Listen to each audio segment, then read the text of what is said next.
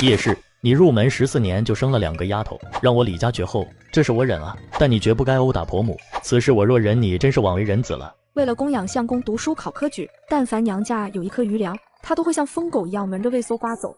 可没想到的是，男人中了秀才后却把老婆给休了。不是的，相公，我没有殴打婆母，娘的腿是从台阶上滚下来摔断的，我去扶她，她偏说是我推的。相公，我平时连给她洗脚都是跪在地上的，如何会推她？求你相信我。别说了，拿着这封休书滚吧，自此以后你就再也不是我们李家媳妇。相公，你怎能这样对我？你若真要休我，我就洗给你看。呀！我的头怎么了？好疼啊！我穿越了，而且还是一个刚刚被休回娘家的女人。不行，我还有2个女儿，明天得去把她们接过来，要不然肯定会被李家搓魔嘎。第二天，叶家一行人一早就来到了李家门前。李志远，你个丧良心的，为了供养你念书，我们家底都掏空了，我孙子连学都断了，省出来的钱全都给了你，结果你一中秀才竟然把我女儿休了。李志远，你畜生不如！好你个叶家，可别诬赖人，我还没找你们算账呢。你们养出来的女儿又懒又馋，天天都想着怎么败光咱们老李家的钱。我们不给她钱花，她就回去掏娘家，还打着供我儿念书的名头掏空你们粮的是你们的女儿，花光你们钱的也是你们的女儿，这是全村都知道的，大家都来评评理，瞧我家志远念书有没有花过叶家1文钱。别吵了，我今天来不是来吵架的，我是来带招娣他们走的。你说什么？这2个赔钱货可是我李家的血脉，2个赔钱货走了，家务活谁干？你们2个赔钱货给我滚回去！这是我们李家的种，你一个被休的弃妇，竟然来要孩子，真是笑死人了！荒谬，荒谬！你一个殴打婆婆的乐妇，咱们让你全虚全伪的离开已经算仁慈了，你竟然还妄想带走夫家的孩子，你便是闹道官府也没有这样的规矩的。唉，既然你们不让我带走，那我就不要了。算你识趣，既然如此，还赖在这里干什么？还不快走！我想问你几个问题。现在李志远中秀才了，已经是咱们十里八乡最响当当的人物了，是不是？这是当然的。那你们老李家也算是高门大户了吧？自然，整个大树镇秀才的数量可不超过10个，谁见了秀才不叫一声老爷的？既然如此，你知道什么是赔钱货吗？咋地？高门大户就不能叫他们赔钱货了？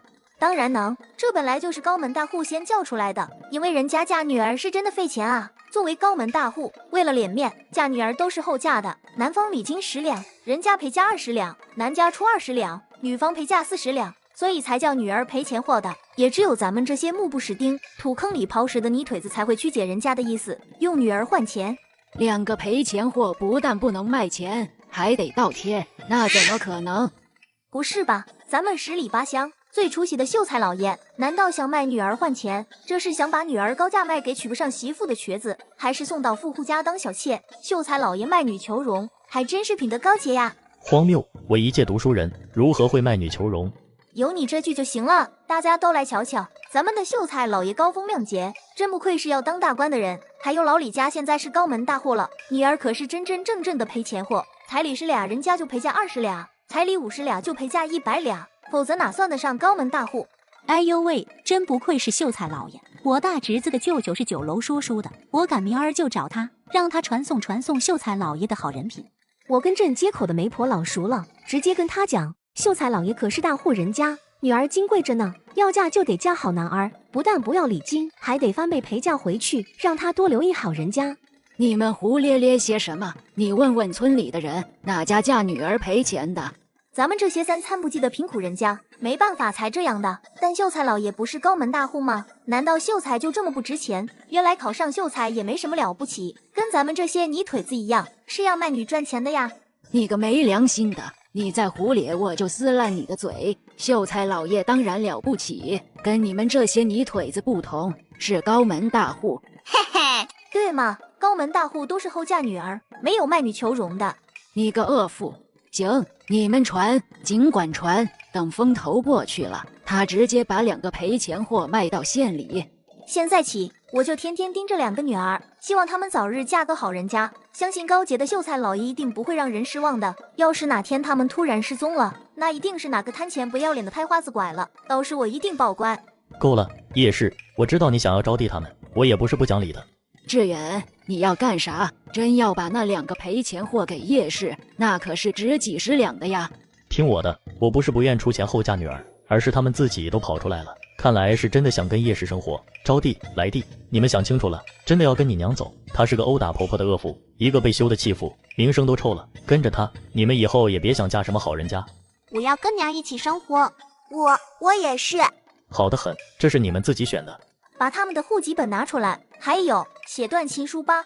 不长眼的孽障，出了这个家门，你们再也不是秀才家的千金了。叶彩萍拿到了断亲书。切，请问你家有几斤金子？是能让他们一天多喝半碗糙米粥，还是少干些农活吗？土坑里刨食的穷酸秀才，还千金呢？我在这里重申一遍，李招娣和李来娣再也不是我李志远的女儿，以后你们休想打着秀才女儿的身份嫁人。放100万的心嘛，谁愿跟狗屎沾边的？你刁妇粗俗！母女3人提着小包袱与叶家人一起离开。到家后，叶彩萍额头的伤口有些痛，毕竟那是让原主致死的伤，便回房休息了。她依着记忆拿出1盒金疮药，发现药效极差的金疮药，1盒3文钱，客官是否售卖？这是空间吗？是。接着他手中的金疮药消失了，他手里多了3个铜板。3文钱，这好像亏本了。我要买回金疮药。5文钱。竟然还涨价了！这是系统赠送的初始空间，0.1立方，花费10两银子可扩充到1立方。这么贵啊！毕竟这可是保命手段，贵的有理。为了填饱肚子，他偷吃了毒根，随后就倒地不起，并时不时的抽搐口吐白沫，只能给他灌大粪才能解毒。而叶彩萍不但不信邪，反而直接煮了1锅毒根，还带着2个女儿一起吃。快吃，这可是好东西，比米糠粥好吃多了。娘太好吃了，这样以后我们就不用饿肚子了。你们在吃什么？毒根吗？叶金花简直不敢相信自己的眼睛啊！你们为什么要自杀？难道是因为被相公休了，活不下去，要带2个女儿一起洗？表姐，你说什么呢？这个木薯好好吃的，你要不要来点？这是毒根，你们吃的是毒根。其实它还有另一个名字，叫木薯，只要处理得当，能去除它的毒素，可以吃的。你要不要来点？你们这是疯了！叶金花猛地冲上前去，打掉叶彩萍手中的木薯。别浪费食物啊！表姐，真的可以吃的。吃？你竟然让我吃这玩意！我是疯了才吃毒根，天了！不一会儿，叶金花便带着叶老头回来了。爹，你怎么回来了？你们刚刚是不是吃了毒根了？好好的，我怎会吃毒根？我又不是傻子，怎会吃那玩意？会中毒的。小妹别怕，大哥来了。只见叶大全舀了满满1瓢大粪冲了过来。小妹，来喝一口。啊！他喵的，太臭了！大哥，快拿开！臭就对了，只有臭、恶心才能吐个干净。看，喝一口。吐啥吐？我没吃毒根。是。不可能，他们还说那不叫毒根，叫啥木薯。阿爷，对，你们要信我呀。中午吃饭时，他们不是吃不下去吗？他们一定是在山上吃了毒根，刚才还叫我跟他们一起吃呢。叶老头和叶大全面面相觑，一时之间不知相信谁好。金花，毒根一般都是1个半时辰左右就会毒发。你说我们在午饭前在山上吃了，那现在咱们怎么没毒发？不，你们不一定在山上吃了，但刚刚我是亲眼见你们吃了的。反正对，你快灌他大粪吧，准没错的。好啊，死丫头，是不是因为讨厌你小姑，才冤枉她吃了毒根，好哄着咱们给她灌大粪的？金花，别胡闹！好言难劝该洗鬼，你们非要狡辩，那就等洗吧。你们真的没吃？放心吧，我们要是真想洗，不如找棵歪脖子树吊洗算了，何必受那个罪？没事就好，这事你别怪金花，一定是她看错了。金花是因为太关心我们了，情急之下才找爹你们回来的。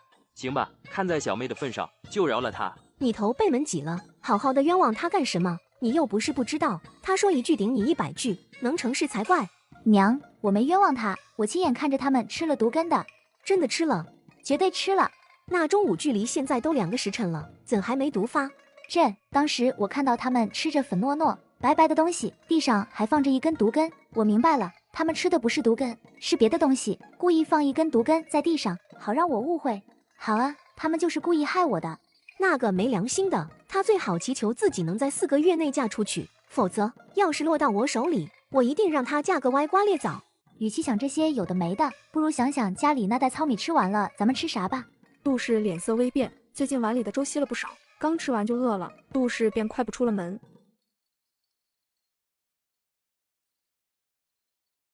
当家里还有多少粮食？撑不了几天了。家里的余粮撑不了几天。还有过年我们咋办？见一步走一步吧，实在不行，我厚着老脸回娘家借点。娘，家里就没余钱了。我和你爹的棺材本都被你掏空了，就连珍藏在老鼠洞里的半文钱都被你抠了出来。这人主他喵太能做人了。而且你前天被抬回来时连气都没了，咱们花了3两银子买了2片人参，磨碎冲水灌给你，你才有气儿的。咱们还倒欠赵郎中2两呢。除此之外，还有李正5两，一二叔3两。看来的想办法赚银子了。爹，我有话要说。金花说我偷吃毒根，是我不好，行了吧？你没错，我昨天中午真的吃了毒根。小妹，你说啥？这还得了？快请大夫，先灌大粪好吐出来。我昨天中午就吃了，就算是石头，这一天一夜的都已经消化掉了，还吐什么吐？彩萍，你真的吃了毒根，可不兴开这种玩笑的。真吃了，不只是我，招娣和来娣都吃了。其实这不叫根毒，本名叫木薯，只要处理得当，就能去除它的毒性，是可以食用的。彩萍，这是非同小可。我知道，所以我才身体力行，以身试毒，而且还大费周章的弄了个证人。金花，你真的看到了？我昨天的确看到你们吃着白色的粉糯糯的东西，还有地上真的放着毒根。爹，我真的会处理毒根。可是彩萍，你咋会处理这玩意的？我不是爱看书吗？以前有次去现场看到有人摆摊卖杂书，我一时好奇就买了来，里面记载着很多奇怪的动物和植物，其中就有毒根，并记载着食用方法。当时我可不信，后来见家里粮食不多了，便按书上的方法试了试，还用老鼠试食，最后自己才吃。那你昨天为啥不直接跟我们说？说出来了，你和大哥会信吗？想起昨天叶大全咬着一瓢大粪堵在门口的情景，要是直接说，还不知道结果怎样呢。彩萍，你真的能去除那些毒素？当然，这我可不敢开玩笑。那还等啥？咱明天就去挖毒根。行，明天老婆子大全跟我和彩萍上山。还有毒根可以吃，这事千万别往外说，要是出了人命，咱们都担不起。第二天，这吃饱的感觉真好，这下终于不用担心饿肚子了。招娣姐俩到了咱们叶家，就得改姓了。我给他们起了个新名字，彩萍，你听听好不好？爹，你说。老大家的闺女叫金花，老二家的叫银花，招娣呢，以后就叫翠花，来娣叫如花，咋样？爹，你咋这么会起名呢？真是个好名字啊！外公，这名字我很喜欢。那个爹，其实我已经给他们起好名字了。我想着希望他们以后前程似锦，每天都充满欢乐，所以给他们起名叫锦儿和欢儿。对，招娣以后叫叶锦儿，来娣叫叶欢儿。锦儿和欢儿，妹妹这名字起的就是好。我觉得比老头子起得好。行吧，的确比我起得好，以后就叫叶锦儿和叶欢儿了，是咱们老叶家的丫头。谢谢娘亲，谢谢外公外婆。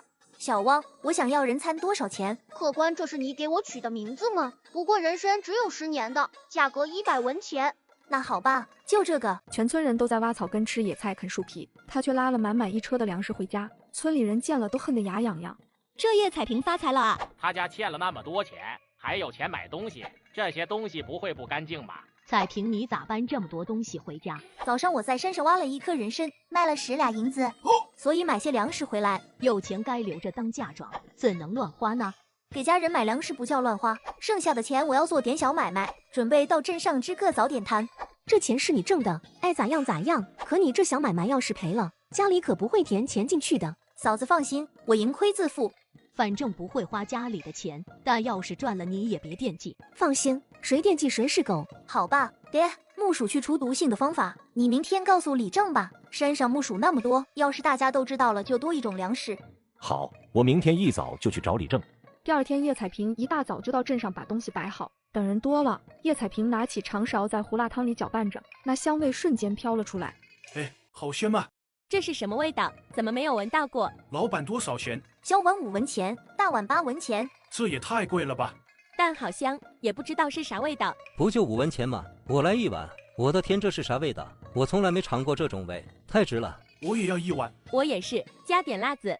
也给我加了，再加点醋。老板，再来一碗，来一碗大碗的。叶菜萍生意一下就好起来了，不到中午就卖完了。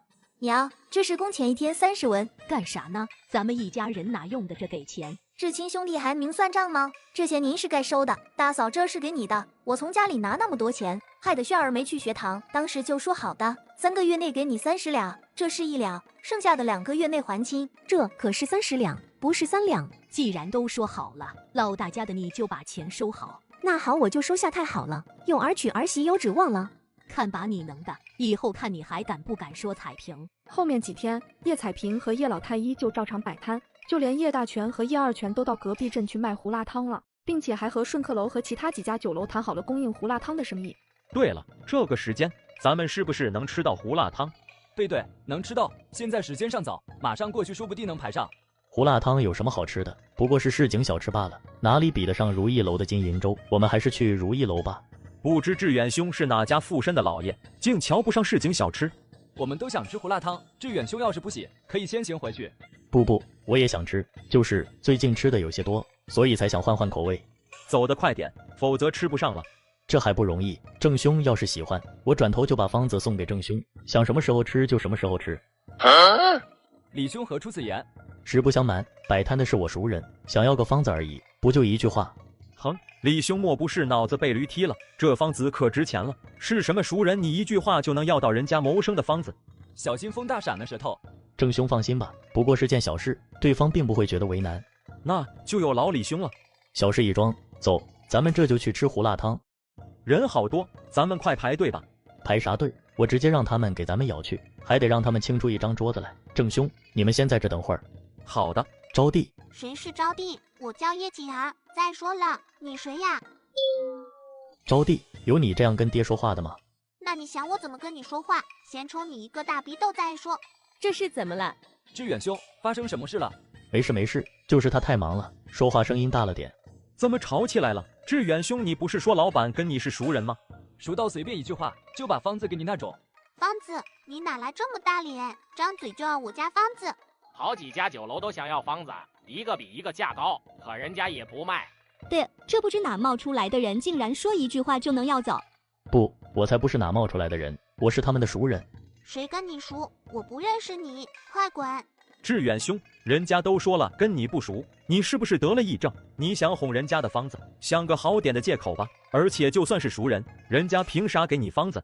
不是的，不只是熟人，其实他们是我的女儿。死丫头，我可是你亲爹，你竟然说不认识我，不孝的东西！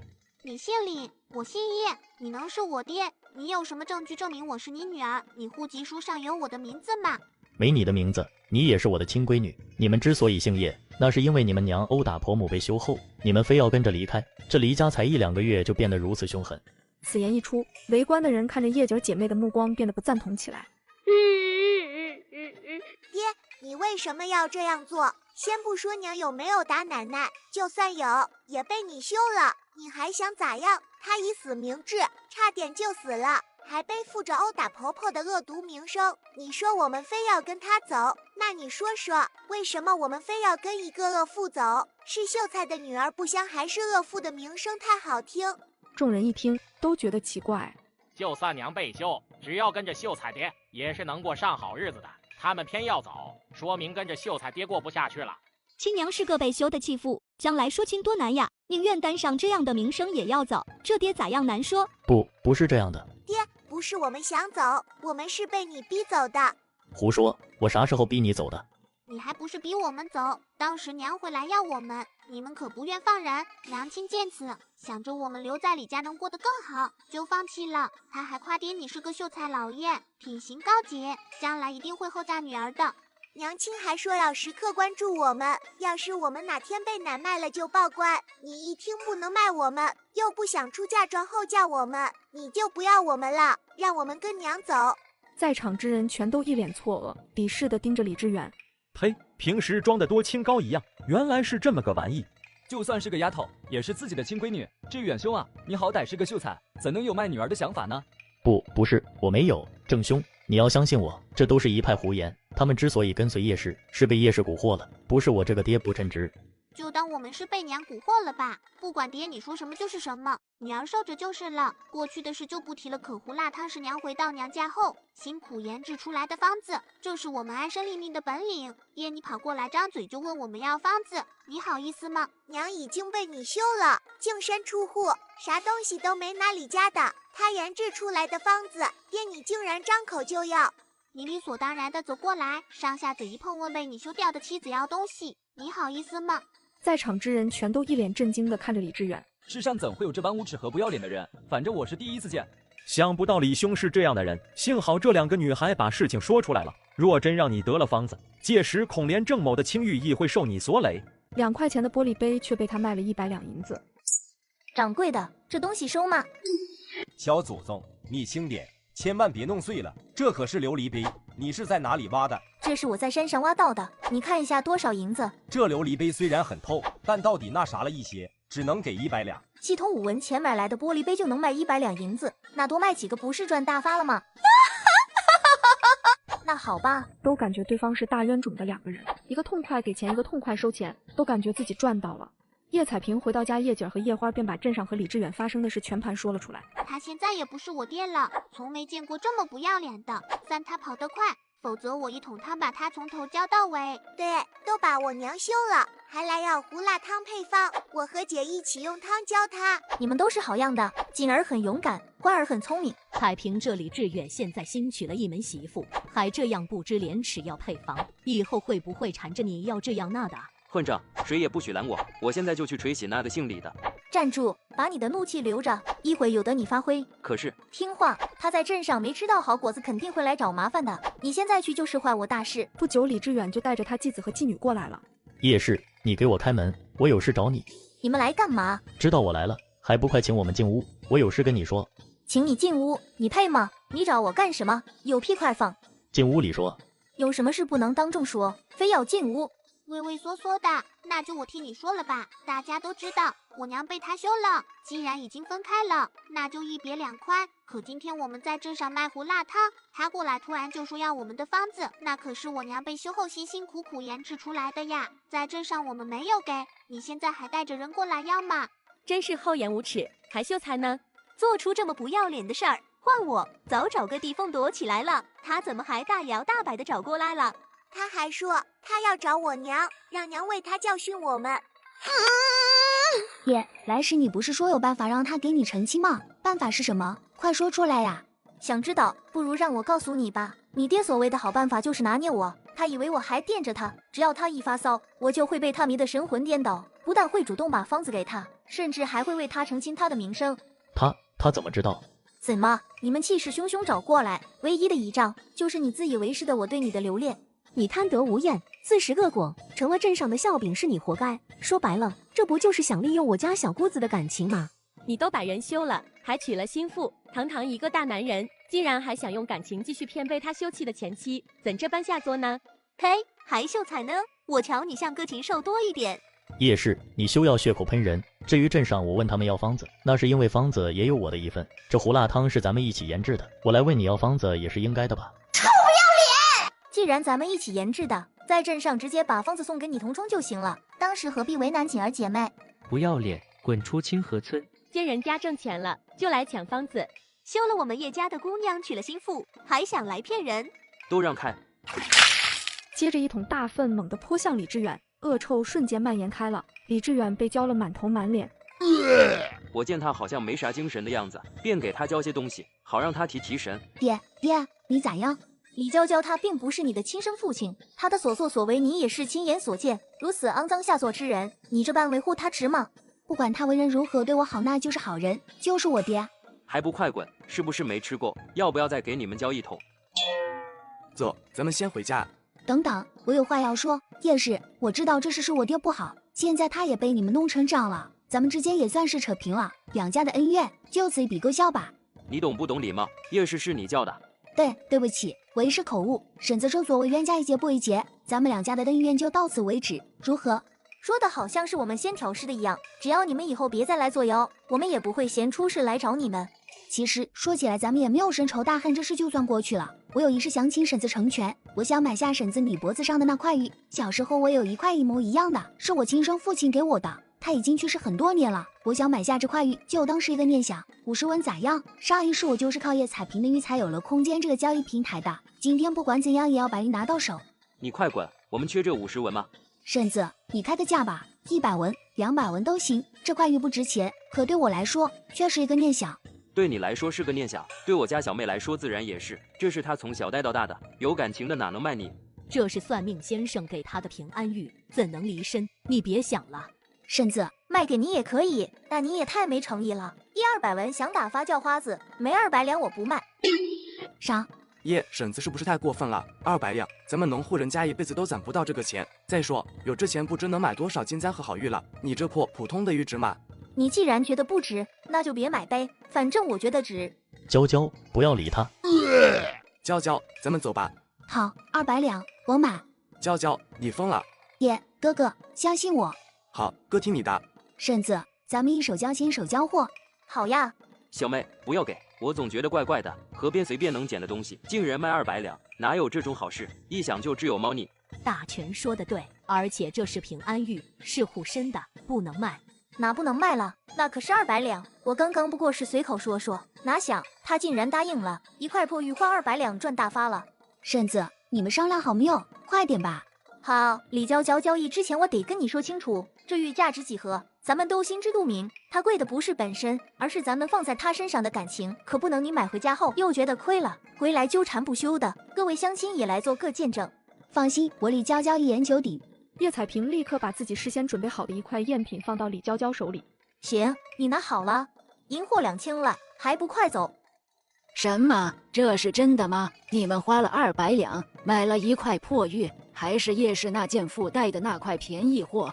那你先别激动，这玉我自有用处，奶你不要难受。花了200两买了块破玉，而且我还听说钱是从你身上拿出来的，咱们老李家的钱财竟然让一个丫头片子赔钱货拿着，真是反了天了。我自己挣的钱当然由我保管，爹的钱都由我娘拿着。怎么了？我娘是当家主母，管钱也理所当然。反了天了，谁家的钱不是由老人拿的？我让志远拿，那是因为他花费的多，出出入入都用得到。谁家年轻妇人入门就管钱的？而且那可是200两啊！你竟然买了一块破玉，看我不教训教训你！哎呦，你娇娇没事吧？有没有伤着？没天理呀！孙女打奶奶，打完还被护上了，不孝的东西！娘，我已经够烦了，你别闹了行吗？娇娇和子墨也是我最宠爱的儿女，谁敢欺负他们，我就跟他没完。娘要是看不顺眼，我们一家子就搬出去。你要是还不满意，我便入赘张家，从此以后我们再无关系。我咋养了个这没良心的？此时，李志远的媳妇张水娘冷着脸走进来。水娘，你这是干啥？我都知道了，你竟然去找叶氏求亲时你怎么说的？你说再也不会跟叶氏有牵扯，心里眼里只有我。你现在违背誓言，你把我张水娘当什么？当初要不是娇娇和子墨喜欢你，不断劝我，我才不会嫁给你。水娘，我是有苦衷。娘不要气，不是爹要找那个叶氏，是我喜欢叶氏那块玉，非逼着爹去买。还有那个叶氏生的孽种，竟然在镇上败坏爹的名声，我们去讨说法。我们不说是怕娘担心。说着，便把事情经过说了一遍。女人疯狂的购买玉，她刚有点银钱就大把的往家里卖东西。这么多，你这是把布庄给结了吗？哪多了，一人2身衣服罢了。小妹，咱家是不是以后都可以抱你大腿了？小妹，你歇着吧，以后家里的饭让我跟大嫂做就行。听你二嫂的，你是耳朵，还给大全、二全发工钱，由他们做。那就有劳大嫂、二嫂了。大嫂这29两你拿着，加上上次的1两，那便是30两。这是说好给你的。这你又给大全发工钱，还给家里买这么多东西，拿着吧。我有30两了。二嫂，这30两是给你的。小妹，我可没跟你约定给30两啥的。不管有没有约定，大房有的，二房也得有。这些年不管大房和二房，付出是一样多的。叶轩没念叨书，叶鹏也没有。谢谢小妹。小妹太多了，咱们以后和和气气便是了，不要。现在我有钱了，咱一家人不仅要和和气气，以后还会更好的。娘，这30两是给您的。你这丫头今天疯了。爹娘这些年为我操碎了心，女儿现在能挣钱了，自然要孝敬爹娘。可你也不用给我钱，我已经有工钱了，1个月有900文，那家老太太每月有900文的。一码归一码，那是工钱，但这30两是我孝敬你二老的。你真想孝敬我，那就给个3两就行了，这钱呀，你好好留着。那娘就更应该收了，要是将来我突然穷了，就指望娘接济我了。这女儿银子哪能这么霍霍？要是将来没银子了，至少我这还有30两。随后叶老太迅速接过30两捂在胸口。对对，这可是我的棺材本。彩萍真孝顺。现在家里啥事都走上正轨了，轩儿你也该去念书了。小姑，我年纪大了，已经决定不念书了，只想好好种地。不大，只要想念，不过是多花些功夫和时间。你小姑说的对，念书好。对，轩儿你只管念书，束修和笔墨纸砚的事你不用担心，小姑出。可我已经16，太晚了。你是晚起步了，但你喜欢读书，而且学得很快。李志远33岁才中秀才，瞧把他给能的。轩儿你要是能在30岁前中秀才，也是给小姑出了这口恶气了。小姑我念，只要给我时间，我一定追上来。谢谢小姑。既然要念书，恒儿也一起念。他才15岁，不管走不走科考，学些道理总是好的。彩萍说的对，念书好，说不定能考个秀才回来呢。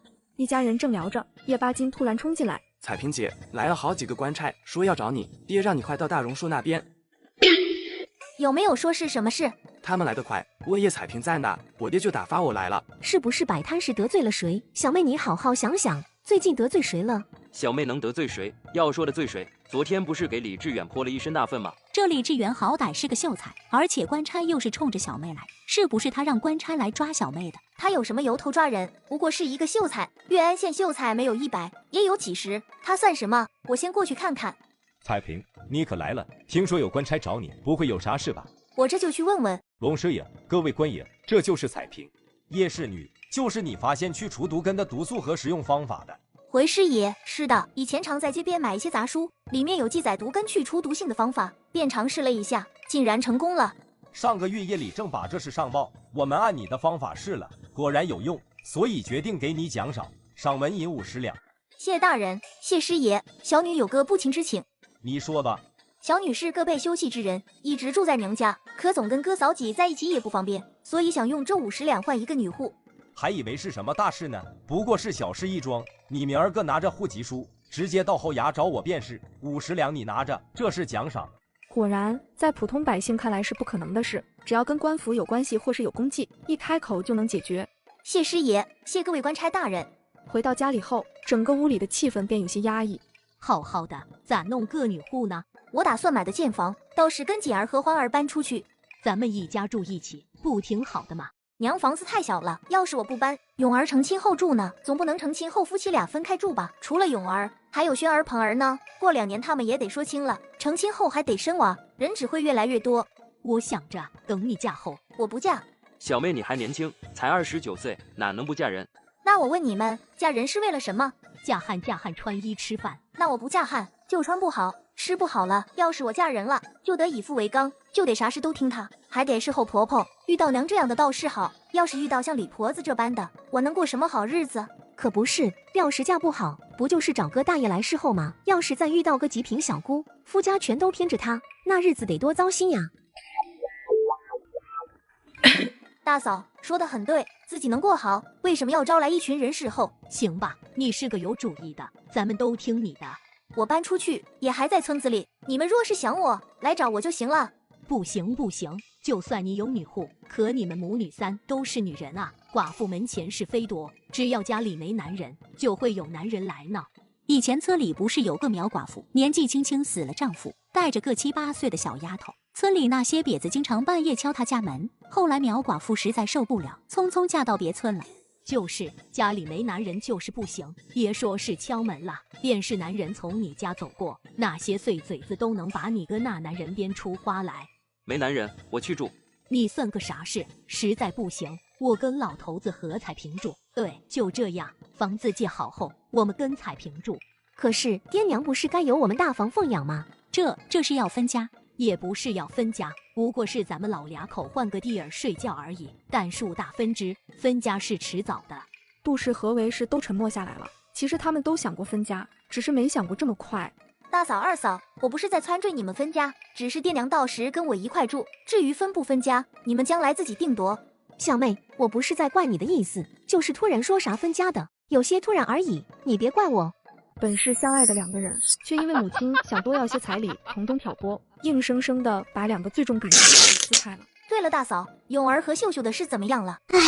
这咏儿和秀秀本身是两情相悦的，但秀秀娘要把她嫁给镇上蔡木匠，都定亲了。这段时间咏儿正伤心着呢。我下午听李婶说，那蔡木匠退婚了，定亲时秀秀娘就说秀秀包生儿子，要了20两彩礼，哪有包生儿子的？第二天人家就后悔了。一家子还在秀秀家大闹要回彩礼钱，这胡氏坚决不退婚，还当场就晕了过去。后来那蔡木匠每见一人就把自己的遭遇事说了一遍，还把秀秀娘塑造成一个贪得无厌、想靠卖女儿吸女婿血的人。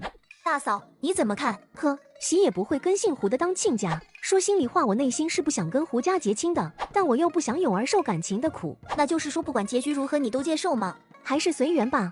娘，我喜欢秀秀，现在秀秀被退亲了，我们去说亲肯定行的。这秀秀娘是个坏心眼的，她家还有7个弟弟，到时候一家子拖油瓶，你还不知道会过什么日子呢。不会的，除了他大哥好吃懒做，其他几个弟弟都很好，而且秀秀也是真心对我的。现在我们又主动去提亲，那秀秀娘见我们不放弃，还不狮子大开口。放心，我有办法。为什么会变成这样？这些人怎都这样说我？现在我咋办呀？这还不容易，快让秀秀嫁出去吧。我还不知道，我都找遍大树镇所有媒婆，却没一个愿意说亲的。你傻呀？怎么就忘了？不是还有叶勇吗？他可是喜欢秀秀的。这是哼，你叫我吃回头草。都啥时候了？反正我已经提醒你了，你不愿意就当我没说过。秀秀，你不是喜欢那个叶勇，你去跟他说，让他给20两合金簪做彩礼就行了。你闺女是啥千金小姐宝贝疙瘩了？要这么多东西，白送都没人要的货，还想卖这么高价，真当人家是傻子不行？你咋这么不要脸呢？嫁不出去，你名声都不用要了。我名声好着呢，大家都知道，嫁不出去又不是我的原因。你这没良心的，信不信我把你卖了？你卖呀！秀秀娘在叶勇回家的路上守了半天，终于碰到叶勇前来。大勇回家呢？婶子。大勇，你不是喜欢秀秀吗？我以前棒打鸳鸯是不对的。婶子思来想去，还是觉得成全你和秀秀。婶子说啥话呢？我是老实，但不傻。现在是没人敢娶，你才拿我兜底的吧？大勇呀，你就帮帮秀秀吧。我可帮不了，婶子，谁叫你没事生这么多儿子，娶了他不得多了几个拖油瓶？幸好当时你没答应，现在想起真是出了一身冷汗。谢谢婶子，你当日得寸进尺，否则我现在都成冤大头了。你咋这样说话？你不是喜欢秀秀吗？以前是喜欢，但现在好像又没那么喜欢了，觉得娶了不值。说完叶勇便往回走了。秀秀娘一直把叶勇当成最后的底牌，原以为只要自己同意了，她就会欢欢喜喜的把秀秀娶进门。完了，真砸手里了。究竟发生什么事了？都怨你，让我找他，害得我又丢脸了。其实也不能怨他，谁叫你闹得这么难看？人家说的也没错，他是老师不是傻。那怎么办？人家不愿娶，我还能塞过去不行？你傻呀！上次秀秀落水可是叶勇捞上来的，女儿家的身子他都碰过了，还想不负责？你说的对。胡氏真的会来吗？放心，铁牛媳妇很了解他，说这一遭定会把他拿捏得死死的。大全媳妇在家吗？在了，门没关，你进来。不一会儿，就见铁牛媳妇走了进来，秀秀娘跟在她身后，神色窘迫。这不是秀秀娘，你来干什么？彩萍，大全媳妇，咱们来商量点事，看在我的面子上，咱们聊聊吧。邻里街坊的，有啥不能聊？不过在此之前，我得跟你说一件事。前些天咱们还跟秀秀娘提过亲，结果秀秀娘不愿意，咱俩家闹得挺不好看的。你今天带着她过来是干什么？婶子，有些事咱们都是知道的。秀秀和叶勇两情双悦，咱们该成全他们。我们不是成全过吗？可某些人非得棒打鸳鸯，我们也没办法呀。当时是秀秀娘想差了，这不就让我上门说和吗？你早不说和，晚不说和，偏偏今天说和，怎么嫁不出去就想到我们了？别忘了，上次秀秀落水是叶勇捞上来的，他占了我家秀秀的便宜，自然得负责。有你这不要脸的吗？要不是我家勇儿，他早淹死了。再说当时也是你吵着嚷着不准说出去的，现在嫁不出去了，就想让他负责，我呸，想得美！我可没嚷着不准说出去，我没说过这事，明明是叶勇不想负责。今天真是小刀拉屁股，开眼了。当时铁牛媳妇和柱子媳妇都在场，他们都是人证。那啥，我可没看到秀秀娘说过不用负责。铁牛媳妇，你竟然为虎作伥！听到没有？他们都说没有。叶勇如果不对秀秀负责，那我就报官。去呀，报官！瞧我们怕不怕？先不说救人无罪，便是真有了肌肤之亲，吃亏的也是你女儿。不能报官，叶勇，不管如何，秀秀都跟你好了这么多年，你不要这么狠心。大勇啊，以前是婶子做的不对，但你想想秀秀是怎么对你的。上次落水其实是她自己跳下去的，为的是嫁给你，错的是我。你穷时她从没嫌弃过你，现在你家发达了，不能扔下她不管呀。她现在再不嫁出去，一辈子都晚了。叶勇，看在以前的情分上，你就救救秀秀吧。娘，秀秀对我是真的挺好的。我不同意。不同意，那我就去告官。铁牛媳妇能给我作证。行了，都别吵。虽然我们不理亏，没有错，但闹到官府总归不好听。秀秀家不怎样，但对友儿还是有几分真心的。友儿，你现在怎么看？我也不晓得，虽然现在已经不那么喜欢他了，娶她也亏得很，但他对我的确挺好的，娶她也不是不行，但他真不值20两。对，不值，绝对不值。彩礼6两，金簪不会有，只给一副银钉项耳坠。你要是愿意就让她嫁，不愿就哪来滚哪去。快应下，眼下外面别说是6两，便是2两、3两，都未必有人愿娶秀秀。这大全媳妇不知外面的情况，给6两是你赚了，否则明天他一打听，说不定一文都不愿出了。亲，我答应，咱们快把庚帖换了吧，再到官府写个婚书。秀秀娘，咱们跟那蔡木蒋家不同，我们很守规矩的，得一步步慢慢来。过2天闲了，请媒婆上门，再定亲吧。秀秀娘只觉得这亲事变得飘忽不定起来，要是过2天叶家不上门提亲，女儿不得又砸手里了。秀秀娘，咱们先回去吧。演个戏咋这么累啊？我舌头都快打结了。我刚刚都怕他不够无赖，被我们吓跑了。彩萍，咱们啥时候提亲好？虽然要调一调他，但拖太久了恐出意外，后天吧。不得不说，果然还是小姑子厉害。现在秀秀娘被拿捏得喜喜的，主动把女儿送上门。那天叶彩萍重新回到县城摆摊，摊位一摆起来，立刻来了很多熟客。这小半个月跑哪去了？胡辣汤都柴洗我了。最近家里事有点多，以后会天天都摆摊的。都怪那个李秀才，想不到他这般无耻的要你们的配方。哎，都过去了。卖了1个小时，3大桶胡辣汤全部卖完了。叶彩萍回头便见李志远和李娇娇一起走来，还有李志远的妻子张水娘也来了。哟，李秀才竟然还有脸来县城呀！你叫住我小妹干啥？咋的屎没吃过？要不要再给你来上2桶？恶心的记忆立刻窜上心头，李志远差点没吐出来。听说你让叶轩上学了，一个蠢材而已，何必浪费那个钱财？浪不浪费，关你什么事？真是狗拿耗子，多管闲事。咋的？前脚休了妻，后脚还惦记着前妻娘家的钱吗？上次是方子，这次是钱，你咋这么不要脸呢？你粗鄙！叶氏，我也不过是好心劝你而已，那种庸才不值为他花费时间和金钱。我懂了，你在嫉妒，你嫉妒轩儿念书的天赋比你好。以前你就一直说轩儿是庸才，没念书天赋，是想让我家只供你一个，想断了轩儿的学，生怕轩儿超越你。你胡扯，我不过是关心你，免得你浪费钱财而已，好心当做驴肝肺，你不爱听就算了。你就是叶氏，想不到我这么漂亮是不是？你这平平无奇的长相，羡慕嫉妒恨是理所当然的，我理解。你这乡野村妇，没见过你这么不要脸的。大哥大嫂，走吧。可刚走一会儿，便听到：哎呀，大人呐！打死你，臭乞丐，竟然敢偷老子的馒头！我家馒头都被你摸脏了，还怎么卖？叶彩萍一怔，这场景不就是李娇娇捡到了未来的摄政王的事吗？住手！不过是一个馒头而已，何必下这么狠的手？这位小姐说的对，你家的馒头这么贵吗？要用1条人命去填。对不起，一时下手重了。多少钱？这些馒头我买了。那好，这几个10文。小雪，咱们把他送到医馆吧。就在这时，李娇娇突然看到乞丐虽然很脏，但却压不住那轮廓的精致，要是洗干净的话，一定是个美男子。慢着，这位小姐要送他到医馆，但医馆的大夫想来不会给一个乞丐精心治病，不如让我带他回去，慢慢治吧。那就有劳姑娘了。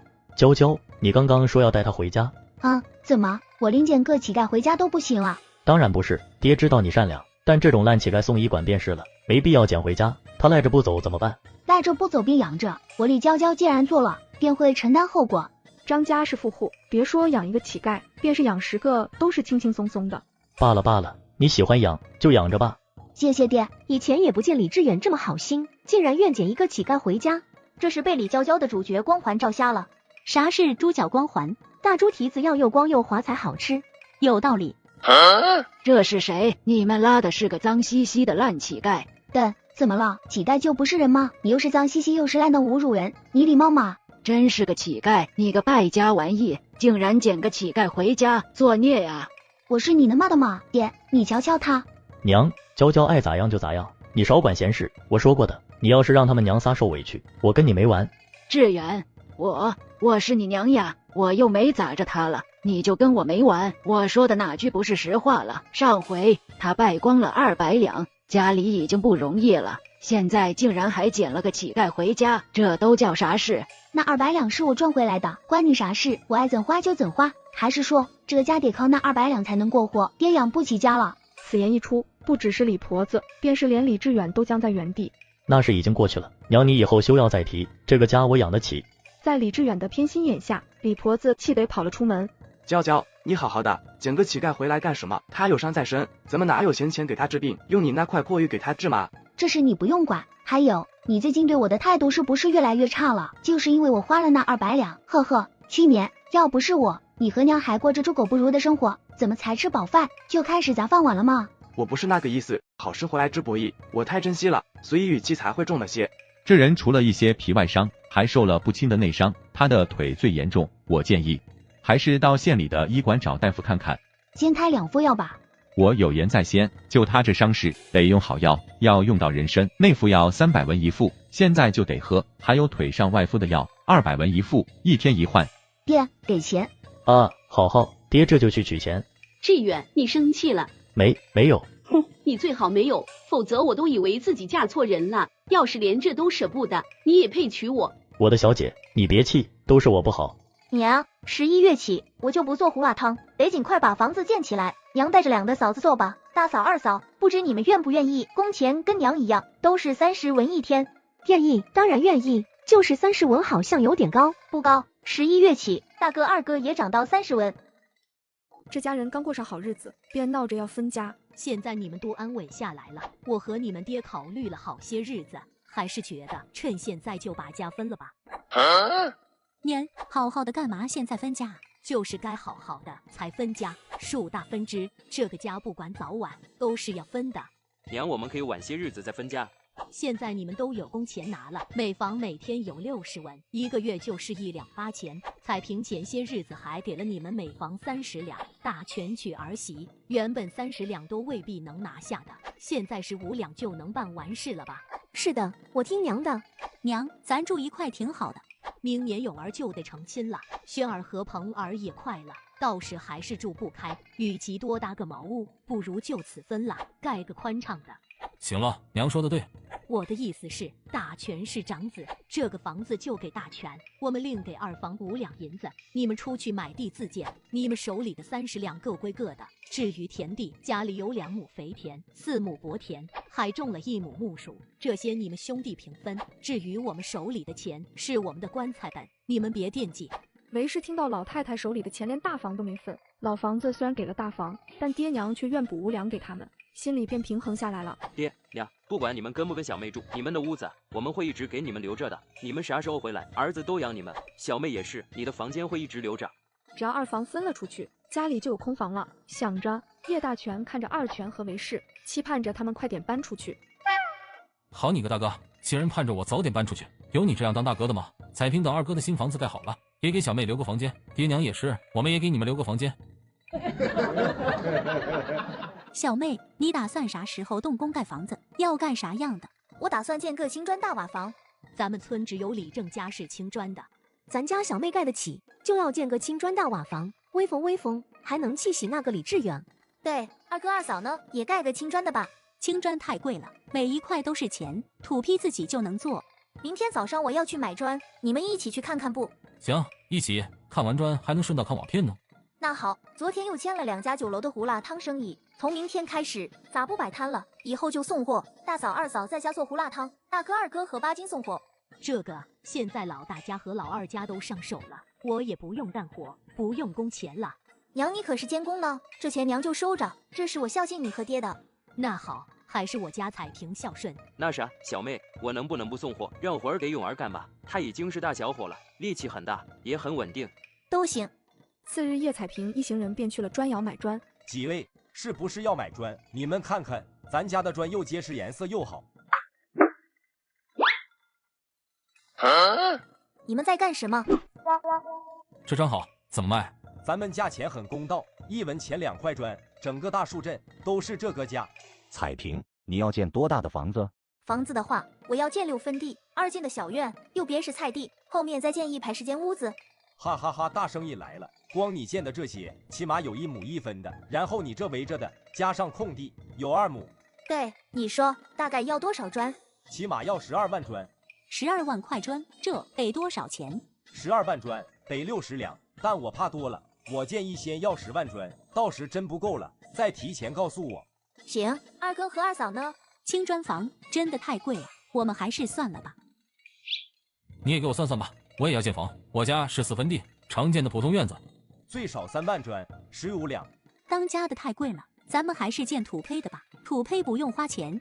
老二，我觉得该盖个青砖的。彩萍，你怎么看？建房是大事，是该用大钱的地方。二哥以后的生活只会越来越好，所以要建就尽手里的能力，建最好的。彩萍说的对，二全建个青砖的。爹，小妹家里的钱还得留着给鹏儿娶媳妇呢。叶老头噎了一下，要是叶老太在场，说不定已经喷了儿媳妇一顿了。鹏儿才15，再晚1、2年也不迟。你们2口子每月不都有工钱吗？还赚不到鹏儿的成亲钱。手里有钱自然要建好的，别人借也得建好的，除非是真的没那个能力。就建个青砖的吧，一步到位。为是脑子晕乎乎的，手里的30两还没捂热呢，这就得花出去大半了。咱们买这么多砖，再怎么你也得给个折扣吧？我们这样的大客户，你上哪找？对，这样吧，我再给你们1人送500块砖吧。500块砖不就250文吗？真当我250了？那小娘子，你想咋样？给打个8折。啥是8折？给我们减2成。啥？这还得了？不行不行，我们给你减半成吧。减1成半，咱们这单够你们躺平2、3年了，怎么也得让点利出来。大树镇也不止你一家砖瓦窑的。行吧行吧，减1成半。小娘子，你这50两，减1成半是42两5钱。这位大兄弟原是15两，现在是12两7钱5文。说着，柳大爷心都快滴血了，一眨眼就少了10多两。换做别人，我们是不会给这个力度的优惠的，顶多是抹个零头，或送几百块砖。对呀，你们买了砖，一定要买瓦片。你们盖的可是青砖房，怎么也得铺地砖吧？我这可都有。当然要买瓦和地砖，但你也得给我刚才的折扣，减1成半。什么？柳大爷又差点吐血了。我们买这么多，你不亏的。你这姑娘可真会做生意。行吧，瓦跟砖一样，都是1文钱2张，地砖1文钱1块。对，瓦跟地砖都得要。听到这为氏便有些头晕眼花的。咋要了一样又一样？这还没开始盖呢，银子就花出去大半了。二全咋家就不用铺地砖了吧？得要盖就得盖最好了。这请人盖房，该多少钱1个人才好？什么？要花钱？咱们村盖房子都是大家互相帮忙的，当家的以前帮了很多同村的，现在咱家要盖，大家都会来还人情。都是这样的，除非觉得村里人手艺不好，就请外村人，或是以前从没帮过人，自然就没人来帮忙了。那小妹咋办？小妹以前没帮人盖过房，她一个女儿家，以后也不可能给人盖呀。对了，以后我和大哥可以帮她还人情。谢谢二哥，但我想花钱请人盖。都行，反正你决定就好。可是给二全盖房是免费的，但给彩萍盖却有工钱拿。有了比较，那给二全盖房的人还会用心吗？爹，我已经看过日子了。二哥10月初10动工，就是后天。我11月12动工，二哥房子盖完了，我这边再动工。那这样就太好了。对，这样我也可以帮小妹盖房子。无耻男人打得一手好算盘，见他被休还过上好日子，就对他死缠烂打。彩萍妹子，我来帮你吧。你是谁？我是你熊哥哥呀，咱们青梅竹马，你咋把我忘了？我呸，哪来的不要脸的，自称我小妹的青梅竹马，切，离远点，不准靠近我小妹。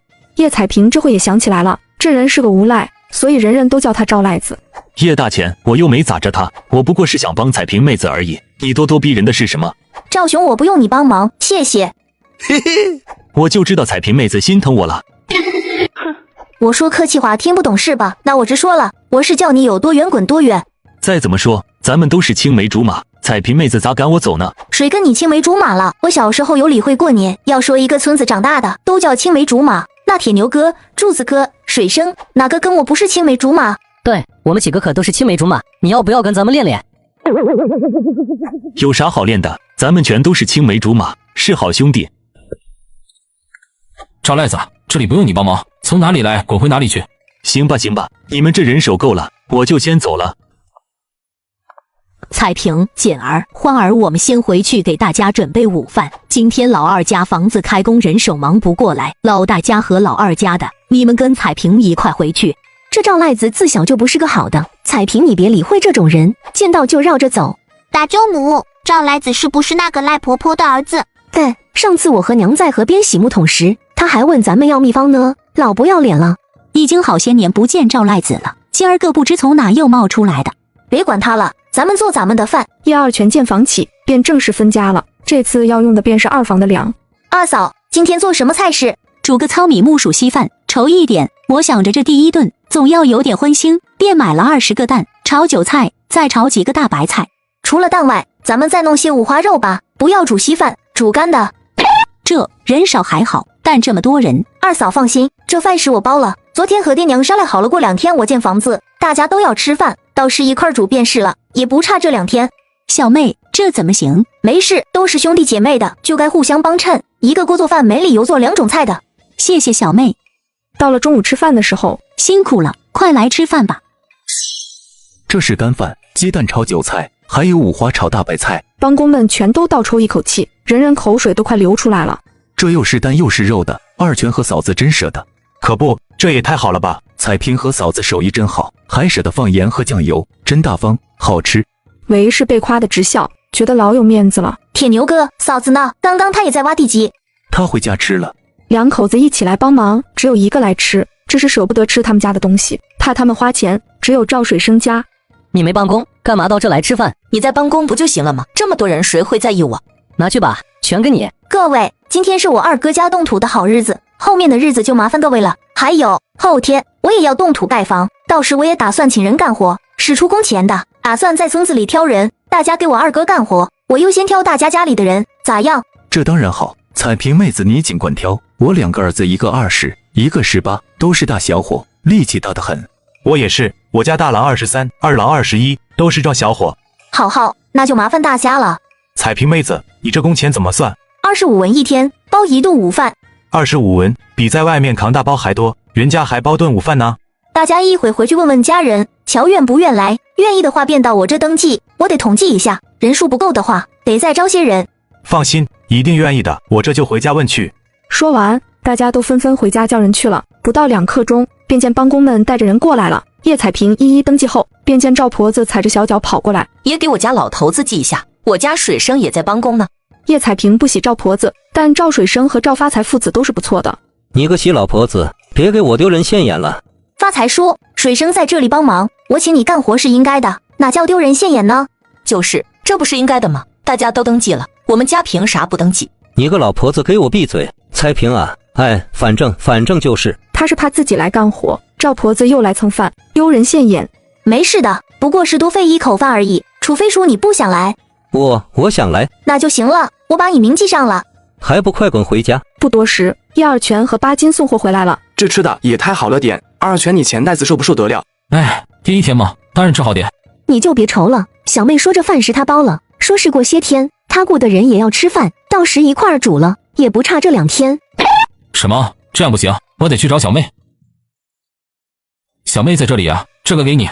这是干什么？二哥知道了，今天这饭食是你出的钱，二哥已经受了你很多恩惠了，你又是给银两，又是给工钱的，让我们衣食无忧。现在咋能让你再包饭？你二嫂太不懂事了，啥都要，回头我定要说一说她。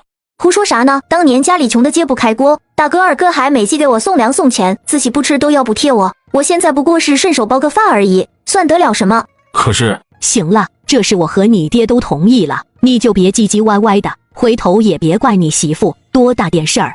这行了，二哥，快出去做事吧。那好吧。你这丫头心也太细了，多大点事儿，前天卖砖二嫂就不情愿心疼银子，昨天还买了填地基的石头，一项项的支出，就怕二嫂心里会越加不痛快。就是又让你费钱了。让15人顿顿吃上肉，干1个来月也不过是7、8两，能用小钱解决掉的矛盾，这多好。刚休掉前妻不久，前妻便建了豪宅，日子过得越来越好。那个贱人凭什么越过越好，还盖上大院子？还秀才，怎么你前妻日子过好了，你还嫉妒上了？这婶子，你是谁？怎么就到我家来乱嚼舌根来了？哎呦，你真是健忘！我是你前妻彩萍家的邻居啊，我妹妹就是嫁你们村的。今天她娶儿媳，我来吃喜酒，顺道来看看你。你来看我干什么？我跟你很熟吗？我跟你讲，彩萍家的房子大的哟，比你家大3倍。虽然还没上梁盖瓦，这还不包括后面那另盖的10间屋子和牲口棚呢。光住人的宅子还都是青砖的，那一个气派的，便是这10里8乡都找不出第2家。所以你是特意过来说这个？要不呢，还能有什么是给你说的？你都不知道，自从离开了你，他过得不知多好。他的事关我啥事？你个洗老婆子，用得着特意过来告诉我吗？怎么不关你事？当初你成亲时，我还特意告诉他了呢。现在他盖大房子了，我当然得说给你听。李志远现在虽然娶了水娘，但以前家里大小事都有叶氏母女操持，只要专心用功就行了。现在却要分出很多时间来抄书，拿到书铺换钱，不但要养着一大家子，还得供李子墨上学。反正彩萍现在可本事可风光了。我呸，他有个啥的本事？一个破摆摊的，都不晓得他有没有赚到市养银子。之所以能盖这么大的房子，还不都是因为骗了我钱？他骗了我足足200两。对，他就是个骗子，用娇娇的钱盖房，有啥神气的？哟，这回说人家是骗子了，当初人家也没逼着你买玉，全村谁不知道那是块便宜货，是你自己上赶着买的，而且还愿花200两买，你自己上赶着当傻子，还怪人家骗钱，咋有你们这么不要脸的人？赵婆子，你快离开吧，我们李家不欢迎你。哟，这就赶上人了呀！人家不光自己盖房，还给他2哥也盖了一个，也是青砖大瓦房，也比你家大1倍。还有，他给家人买了很多布，一匹一匹的往家里买，他还买了1头牛。你家有牛吗？我还收到风声，他给2个哥哥1人30两，也给了父母30两。哎呦，真孝顺！还不快滚，快滚！还秀才呢，说几句都不行，把前妻休了。现在前妻过了好日子了，嫉妒了吧？那个叶氏会不得好喜的，好不容易从我这里骗了200两，就这样霍光了，看他还怎么得意忘形。就算花光了，不还有座大院子吗？要不是你非要买那破玉，又怎会便宜了叶氏那贱妇？别，你是在挂我？志远，没了娇娇那200两，你就养不起我们了吗？再说，你求娶我时，娇娇就没那个钱。不，我没责怪娇娇，就是想不到叶氏那么猖獗，用骗娇娇的钱来盖房子便也罢了，还特意派个人来说刺激我们，我有些被气着了。你有什么好气的？不管他盖再大的房子，也越不过你去。你可是秀才呀，明年便是3年1次的秋闱，你好好考个举人回来，到时瞧他还笑不笑得出来。水娘，我懂了。二哥，我今天看你这砖砌的有板有眼的，这么多人，就二哥技术最好。不是我吹，整个清河村砌墙盖房，没人比我更厉害了。我瞧着也是，我想建一个厕所，就是茅厕。茅厕，二妹想要建什么样的？有个蹲便器，用完直接冲水，污物就会流到后面的池子里，池子会把污物分解掉。叶彩萍一一向众人解释。二哥，你能砌出来吗？可以，你只要让人把那什么蹲便器和排污管做出来，我能给你砌起来。这茅房还真是精妙，我以前见都没见过。要是我学会了，说不定以后有人请我去盖房子呢。完全可以，也不一定给人盖房，就给别人做个茅房，也能是个生意和进项。小妹这专门给人做茅房行吗？当然。我知道了，就是哪里会有人来找我们做这个？放心吧，客源我解决，先别急，至少要等我房子建起来了，作坊也做起来了，那才会有客源。要不大哥你和二哥一起做这个啊？这个我看不太懂，而且我连砌个墙都歪歪扭扭的，要是跟着一块干，只能干站着等着搬东西。都怪你粗鲁，除了一身蛮力，啥都不会。这还怪上我了。勇儿呢？我不想做这个。二哥，看来你得找别人了。这清河盖房啥的，除了我，最好的就是3全和铁牛，我去找他们。勇儿，刚刚听你的语气，怎么你有自己想做的事？其实我想当木匠，因为这是手艺活，只要手艺在，就饿不死。就是拜师有些难，大家都怕教会徒弟饿死师傅，很多不愿教人的，给钱也不教。没事，我应该有办法。正好我和二哥家要做门窗了，找个好的木匠做，顺便问问收不收徒。小妹真有办法给勇儿找个师傅，得先瞧瞧才行。金花呢？想做什么？能做什么？我喂鸡做饭呀。除了喂鸡做饭，也可以做点别的。就像我就不喜欢喂鸡做饭，我喜欢做生意挣钱。等我有钱有营生了，可以请人给我做。是啊，要是自己也能像小姑一样有手艺和营生，就也能挣钱了。小姑，我喜欢做衣服。也行，我要跟娘学做生意。我也是，要赚好多好多的银子，到时候全部给娘。行，有规划就行了。大嫂，要不找个成衣铺或是绣坊的，让金花去学。这个金花14了，过年就15了，得定亲了。嫂子，你们先别急着给她定亲，至少要1年后，后面日子会更好。到那时能找到更好的人家。不要急着给孩子定亲，再等2年吧。行吧，也不算急。她刚结婚没多久，丈夫就对她非打即骂，还带了个和外面女人生的孩子回来。她不但没生气，还对孩子视如己出。这天她弟弟结婚，一家人回娘家吃酒席。我要吃鸡腿。叶虎芬连忙给杨多宝夹了鸡腿。行了，来，快吃吧。还要，我要大肥肉，全都给我夹到碗里。没事，多吃点，小孩子长身体呢。叶虎芬只得神色尴尬，给他夹了块扣肉。过了一会儿，娘，我吃完了，还要。叶虎芬只得再给杨多宝夹了2块大肥扣肉。光这几筷子，扣肉就去了大半。叶花正在夹鱼，杨多宝的筷子立刻插了过来，把叶花要夹的鱼腩给插走。叶彩萍连忙给他夹了个鸡中翅，快吃，那个鸡翅是我的。多宝，这肉大家谁都可以吃，你已经吃了很多了。你算老几，也敢教训我？娘不是教训你，就是你还不是教训我，恶毒后娘虐待我。干啥呢？不是让你好好照顾孩子的吗？我有好好照顾的。爹，他欺负我。好了，没事，爹在呢。叶虎芬咋的娃不是你亲生的，你就能这样虐待了？怪不得都说继母恶毒，这话还真是错不了。叶彩萍已经听懵了，感情这个杨多宝不是叶虎芬的亲生儿子。继母，娘，这是怎么回事？我姐怎么就成继母了？叶老太逼声说，你姐入门后就生了小燕一个，后面就一直没动静了。9年前，这阳光宗突然抱了个小男娃回来，说是跟外头女人生的。我姐就这样替他养了，二叔二婶没意见。不养还能怎么着？你二叔二婶也没办法，没有就算了，人家带了个儿子回来，总不能赶走，逼着人家断香火不是？不要脸！你几岁了？娘，这是小哥哥还是小弟弟的？跟我差不多大，咱们一桌吃饭都规规矩矩的，就他跟饿死鬼投胎，拼命的往嘴里塞肉，还好像自己不长手一样，指使着大姨给他夹大肥肉，还倒地上耍泼打滚，他不觉得羞吗？此言一出，杨多宝也不敢哭了，爬了起来躲在杨光荣身后，就怕被同龄孩子笑话。都怪你，你不虐待他，他会这么失态。我没有。你还敢顶嘴？说着，杨光宗就扬起了巴掌。干啥呢？岳父，我也不过是教育他，谁叫他老虐待孩子？你说虐待就虐待，先不说别的，就刚刚这事，杨多宝嗷2嗓子，滚几圈，说大姐虐待就是虐待，证据呢？况且刚刚是他想抢花儿的肉，大姐说肉是大家的，谁都可以吃，这就是所谓的虐待。女婿，就算虎芬长得凶了点，但他温和善良，怎会虐待娃儿？我也是一时气急了，而且人人都说继母恶毒。继母怎么？我姐嫁你之前，你成过亲是2婚的吗？这杨多宝明明是你跟外面姘头生的，怎反过来我姐就成继母了？我姐可是主母。听着这话，所有人看着杨光宗的眼神带着鄙视。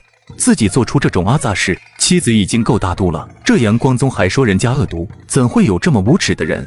啥继母主母的，要怪只怪他生不出儿子，怎么他自己生不了，还不准我到外头找人生？我没休他已经算我仁慈了，我还让人生了抱回来给他养，我已经仁至义尽了。咱们先回去吧，否则他又要打人了。小妹，谢谢你，今天这事都怪我，没劝住多宝。爹，对不起，今天是小弟的大喜之日，却因我闹得不开心，我先回去了。说完便离开了。叶彩萍看见叶三全在旁边动都没动，便走过去问道：三全，你大姐受委屈，你作为亲兄弟，怎么不去帮忙？说不过就揍他一顿也好呀。以前这样干过，可那姓杨的回到家，便拿大姐和小燕出气，我们远水救不了近火，总不能住在南洼村盯着他们吧？没办法，就只能忍着。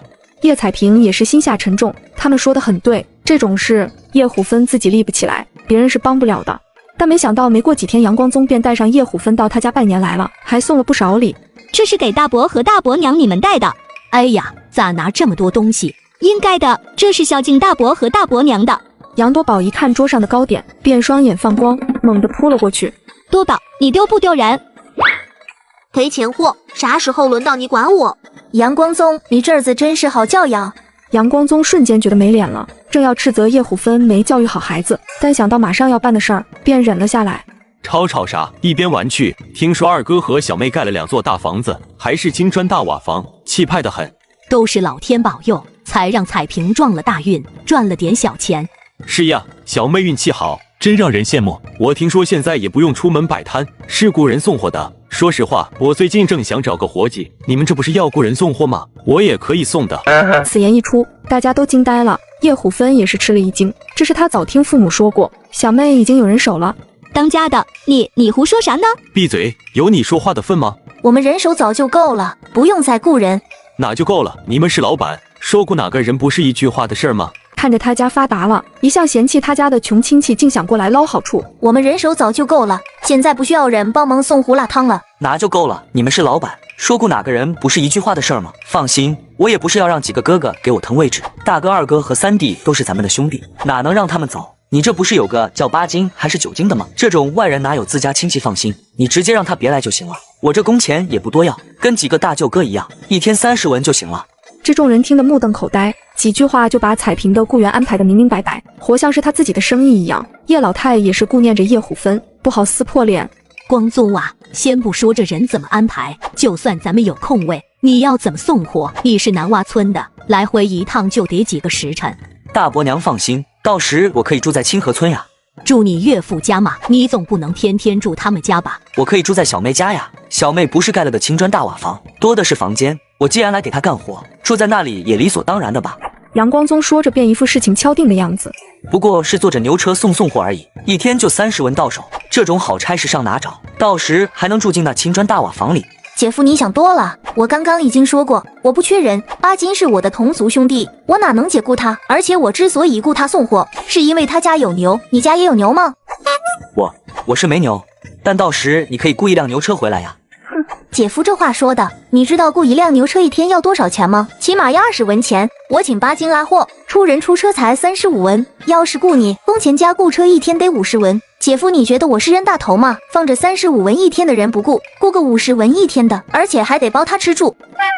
小妹，你咋这样说话的？咱们一家人，你竟然算计来算计去，啥30文50文的，亲戚之间就差这几十文钱嘛。一家人住一住你家房子都不行了，宁愿用外人都不用自己人，就为那么点银子，你咋这么斤斤计较？满嘴都是钱钱钱，一点亲情都不讲。原来姐夫这么讲亲情，这么不计较钱财呀？那是当然。那姐夫免费给我干活呗，我刚盖完房子都没银子发工钱了。啥？我凭什么免费给你干活？哎呀，不过是几十文工钱而已。姐夫你咋这么斤斤计较，满嘴都是钱钱钱，一点亲情都不讲。此言一出，对得杨光宗哑口无言。就算他再无耻，也知道这话是他刚刚说过的，现在全都扇他脸上了。哼，我也不过闲来随口一说，你无心雇人就算了。说着玩的，小妹别计较。叶彩萍顾念着叶虎芬，便没再继续挤兑他。哎呀，都忘了给压岁钱了。杨多宝双眼一亮，连忙跑到叶老太面前。杨小燕觉得丢脸极了，但还是走了过去。来，拿着，你们大舅和二舅回娘家去了，明儿个他们回来再给你们。谢谢大外婆。叶彩萍皮笑肉不笑的拿出2串钱来，分别塞到2人手里。咋这么少？才8文钱？你们家不是盖了青砖大瓦房吗？才给8文，我以为会有100文呢，咋这么小气？此言一出，整个堂屋便有些尴尬。你家大方，进儿欢儿，还不快跟你姨父要压岁钱？大姨、大姨父，恭喜发财！杨光宗抖了抖，然后开始在袖子里扒拉。刚刚他被叶彩萍啪啪打脸，这回势必要找回脸面，压叶彩萍一头，于是分别给了10文。拿去吧。呀，姨父和大姨都给了10文呢。瞧，就我家大方，你们挣这么多钱，还小气吧唧的。杨光宗听着这话，也是一脸自得，不想叶彩萍却一点也不气，也不羞愧。对啊，还真是你家大方。谢谢大姨，谢谢姨父。杨光宗噎了一下，有种一拳打在棉花上的感觉。光宗、虎芬，你们回去问问你们爹娘，今年午饭要一起吃不？多宝走了。杨多宝却扑在桌子上狂炫糖果。我不走，我要在这里吃东西。那就让他在这里吃。叶虎芬，你们在这看着他，我自己去问就行了。彩萍，刚刚的事真是对不起，我不知道他有想到这里 L 来做事的想法的。说着他还行了一个礼，叶彩萍连忙过去扶他。只见叶虎芬的手臂上竟然有淤青。你这伤怎么回事？是他打的？没有的事，不小心摔着了。就是他打的，他气不顺，就拿我们出气。大姐，你1米8的个子，一拳就能打死一头牛，他都能打你了，你为啥就不能打回去？他是我丈夫，你还是他妻子呢？是孩子他娘呢？哪有娘子打丈夫的？说出去，外人怎么看我？要笑话死我了。那你现在没人笑话了吗？当然有，村里的人看到我娘被打，都笑我娘长得跟熊瞎子似的，又壮又丑，怪不得被自家男人嫌弃。你听听，这也是笑话你呀！你反抗，他们笑话；你不反抗，他们更笑话。既然都要被笑话，不如选一种自己舒服的方式被笑话。下次只要他打你，你不服就打回去。像杨光宗这种玩意，只有打服了才能安分。叶虎芬虽然听得热血沸腾，但根深蒂固的服从思想却让他摇头。这不行，我做不到，我皮粗肉厚，打就打了。如果他打小燕怎么办？小燕瘦瘦弱弱的，可受不起。平时我都挡在小燕前面。那你不在的时候呢？小燕挨了多少打？咱们女人都是这样忍着的。谁规定女人不准这样不准那样的？别人还说女人不能抛头露脸呢。瞧瞧我做生意，盖了一座青砖大瓦房，你说有什么我们不能做的？对，虎芬啊，你要立起来。换做以前，大伯娘也会让你忍着的。可这几个月来，我亲眼看着彩萍用那柔弱的肩膀扛起了所有，还挣出了2套青砖大瓦房来。你条件这么好，想怎么打回去都行。叶虎芬心里矛盾不已。叶彩萍知道，一时半刻让叶虎芬改变是不可能的，这种需要慢慢洗脑。她对丈夫和外面女人生的孩子视如己出，没想到这孩子却对她百般嫌弃。我怎么就摊上这么个娘了？长得跟熊瞎子似的，又壮又丑，带出去都丢脸。唉，但她始终是你娘啊！那多宝答应大外婆要好好孝顺你娘，下次你再来，大外婆就给你点心吃。我现在不孝顺吗？我都已经这样听话懂事了，他还想咋样？叶彩萍冷冷一笑，哼，真不愧为天生坏种。你这孩子怎么能这样说你娘呢？她对你这么好。她哪里好了？一点也不及我干娘温柔漂亮。叶老太这回真的喜心了，又有些同情的看着叶虎芬。没事没事，她就是皮了一点，过2年，等她大了些就会懂事了。姐，她说的干娘是谁？就是同一个村里的，多宝很喜欢她，就认了干亲。对了，彩萍，你们明天也到我家来吧，这大过年的该好好走走亲戚。那好，明天我和娘一起过来。好的，那个时间不早了，我回去问问我娘，瞧有啥事不。第二天，叶彩萍、叶老太和叶二叔一家到叶虎芬家，叶彩萍才刚坐下，就见杨多宝提着他买来的点心往外面飞奔出去了。这多宝他去哪了？呵，人家可是个孝顺儿子，铁定是拿到他干娘那里去了。过了一会儿，就听到外面响起一个尖尖的声音：哼，叶虎芬，你给我出来！你会不会带孩子？瞧瞧我家多宝，才跟你出去2天就磕破了腿，还瘦了一大圈了。是陈大妹子，你来这是？我刚说的话你没听到吗？瞧瞧多宝都瘦一大圈了，有你这样带孩子的吗？叶虎芬见叶彩萍和叶二婶等人都出来了，不由神色尴尬，压下心中的屈辱，抢笑着：陈大妹子，今天我娘家来人了，不管啥事，给我个面子，至少今天别闹，行不？你叶虎芬有什么面子？你说我闹事，我不过来教育你而已。杨光宗，你给老囊出来！你说说，我这叫闹事吗？杨光宗走了出来，这回叶彩萍和叶二婶这么多娘家人在场，他到底是有顾忌。光宗，这女人咋回事啊？这不就是多宝认的干娘吗？她平时最宠多宝了。刚她说了，多宝被虎芬养瘦了一圈，还磕破了腿，才过来说说虎芬的。说着又望向陈寡妇。行了行了，你的一片好意咱们都知道了，你快回去吧。哼，刚刚叶虎芬还说我闹事，我闹事了吗？杨光宗，你给我说说，谁闹事了？叶虎芬，你个臭婆娘，懂不懂说话的？人家不过是关心多宝，一片好心，你竟然说人家闹事。听到杨光宗这样说，陈寡妇终于得到了她想要的结果。叶虎芬，你记住，以后对我儿子好一点。说完便走了，杨多宝也追着他的背影一起跑了。爹娘，不过是一场误会而已，你们别生气。刚那女人咋回事？她到底是谁？刚不是说了，是多宝的干娘。说完，阳光宗便有恃无恐地回了屋，连多一句解释都没有。好个没良心的阳光宗，我去揍他一顿。行了吧，你能一直守在这里？以前你气不过，打了阳光宗一顿，可等我们走了，他却把怒火发泄在虎芬母女身上，打得可比你狠多了。叶虎芬看着爹娘那模样，也是一阵悲伤，都怪他没用，他连走过去的勇气都没有，只好默默回了厨房。小燕，你告诉外婆，多宝的干娘是怎么回事？那女人是不是杨多宝的生母？是。作孽了，该死的阳光宗，挨尖刀的。当时阳光宗可是说了的，多宝的生母是戏楼里的劲儿，生完多宝后就跟人跑了。他们倒是好算计，不但让大姐养着小野种，还让大姐给家里当牛做马。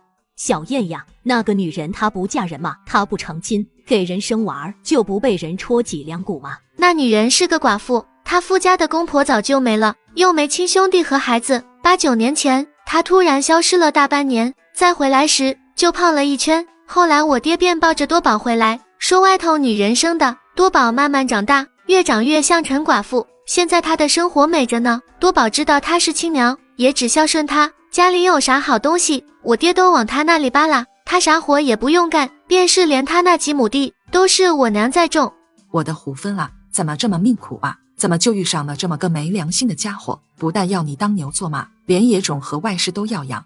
我娘虽然软弱，但这不能怪她，怪我们。她从小就不好看，黑黑壮壮的，还被取笑是黑熊精，连门都不敢出。有一次不小心把人打伤了，我们便狠狠骂她，让她要温柔，要忍让。所以虎芬自卑，立不起来，遇事才只会忍让。谁这么缺德，取笑她是黑熊精？周围的声音一寂，然后所有人都望向他。好吧，我懂了，又是原主的锅。那什么，你们都别伤心了，我有办法让大姐改变。啥办法？叶彩萍则慢慢叙述了所有的计划。这行不行的？能不能行就看大姐了，要是不行，我还有别的方案。小燕，明天咱们就拉着你娘去镇上赶集，这是你愿不愿意？我愿意。那就行了，咱们一步步来。重达200斤的石头却被女孩一拳砸碎，只因她前世是名特务，如今却在回家的路上遇到了一群小混混，企图劫色女孩。哪来的小丫头，竟然长这么好看？你们要干什么？哼，真是厕所里打灯笼，找屎！臭婆娘，滚开！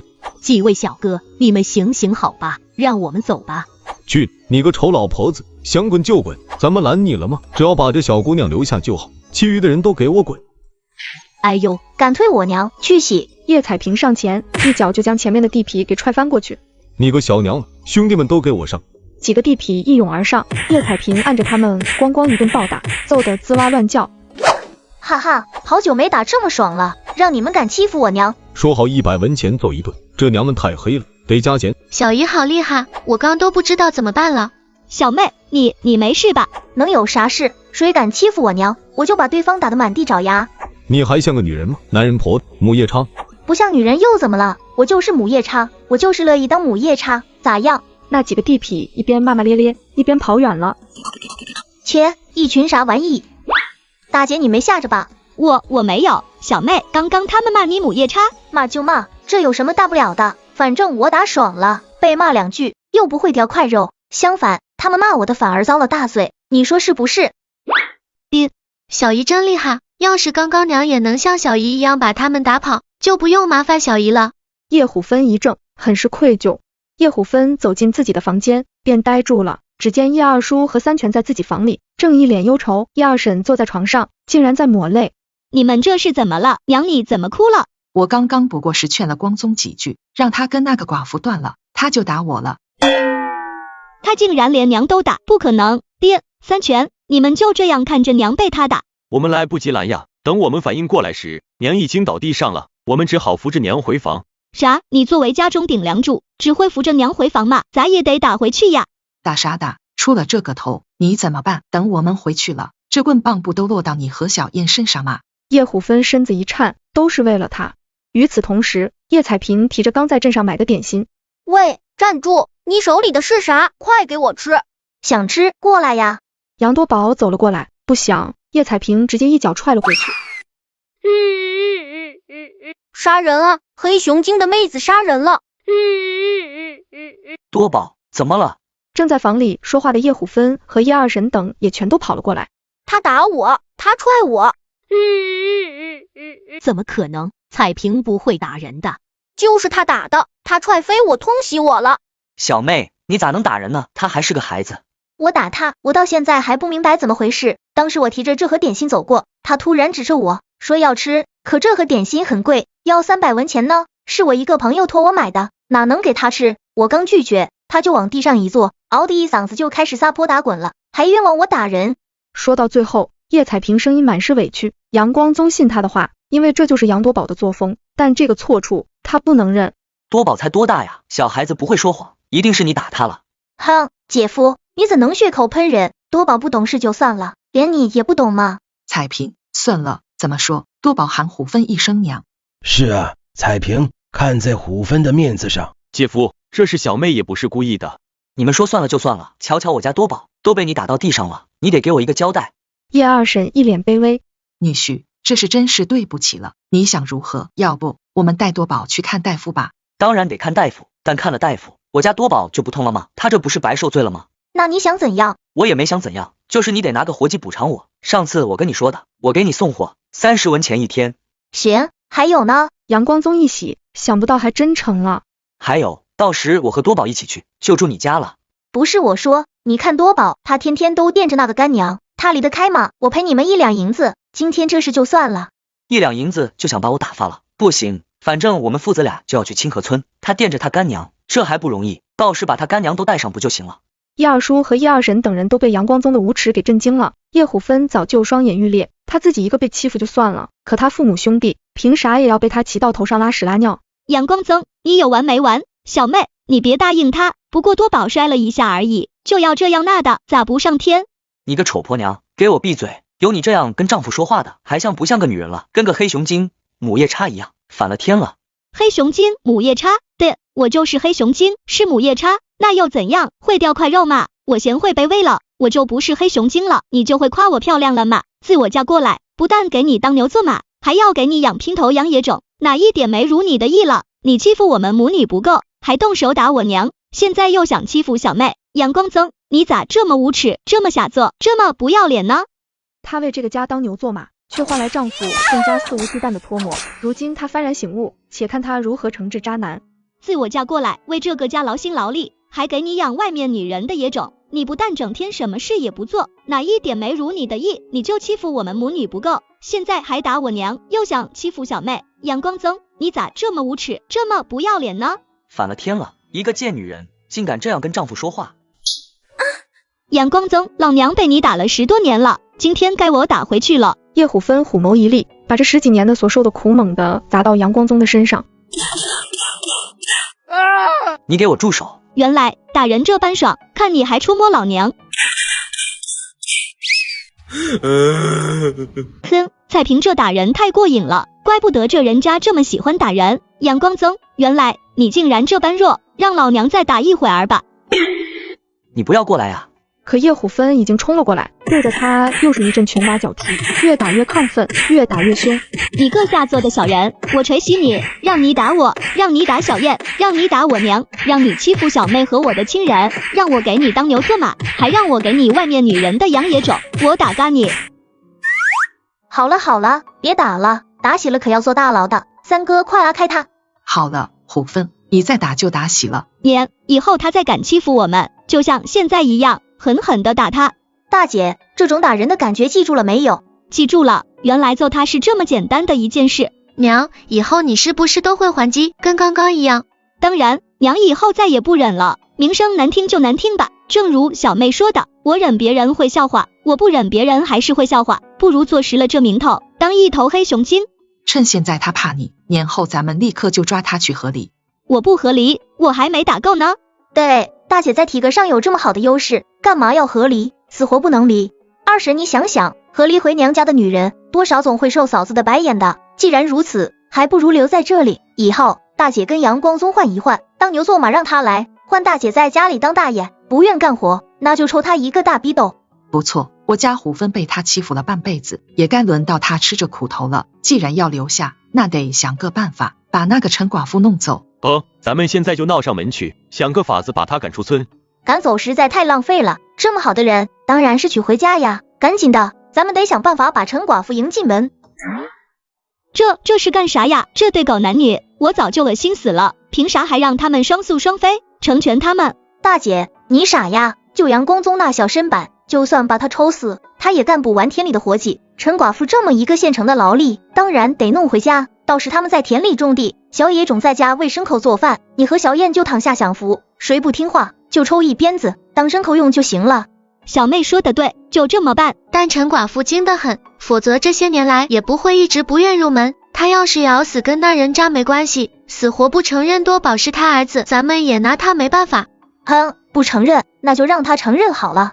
叶彩萍便跟他们说了自己的计划。还是彩萍点几多？还有把他们弄到手后就好好招呼他们，但这种事到底不是长久之计，搓磨个几年，等哪天你玩腻了，就把他田地全卖了，在河里让他们相亲相爱去吧。确实，立刻河里太便宜他们了，怎么也得好好搓磨一番才解恨，到时卖了他的田地，手里还能有一大笔钱。对，二叔、二婶，你们明天就先回去，家里还有一大堆事，就我和三全在这里就好了。那好，我们明天就回去。翌日，阳光宗在一阵疼痛中醒来。痛嘎我了！好你个叶虎芬，竟然敢发疯打我，你是翻了天不成？老娘就是发疯，咋样？在这里正式通知你，以后老娘每天都会稳定发疯，你给老娘做好准备，还不快滚去干活？地不用扫，饭不用煮，鸡不用喂了吗？叶虎芬，我是你丈夫，是你男人，是你的天，你一个女人。接着迎接他的又是一顿胖揍。别打了，别打了，我去干活，我去。吃完早饭后，叶虎芬和叶彩萍准备去镇上买菜，才来到村口，就碰到了陈寡妇。这不是陈大妹子，最近怎么不见你来我家玩？以前你不是很爱来我家的吗？多宝可想你了，嘴里天天念叨着干娘。阳光宗的事，陈寡妇听杨多宝说了，此时她脸色清白，哪里还有以前见到叶虎芬时的嚣张和肆意。叶大姐，那啥，你一定是听错了，多宝哪能念我？毕竟多宝是你儿子，我这种外头认的干娘算个啥事？将来呀，多宝是给你养老送终的，想让多宝养老就好好对待多宝，别太过分了。我大姐如何就不用你操心了，倒是陈大姐你该想想自己的未来，你认了多宝当干儿子，不会是想让他给你养老吧？才没有的事，我只是他干娘，我还想着再嫁人呢。你要再嫁呀，要不嫁到我家，省得你花费时间找男人。不，当然不会，叶大姐，你说笑了。哼，你最好是说笑，要是让我再看到你跟阳光宗扯上关系，我就拧断你的脖子。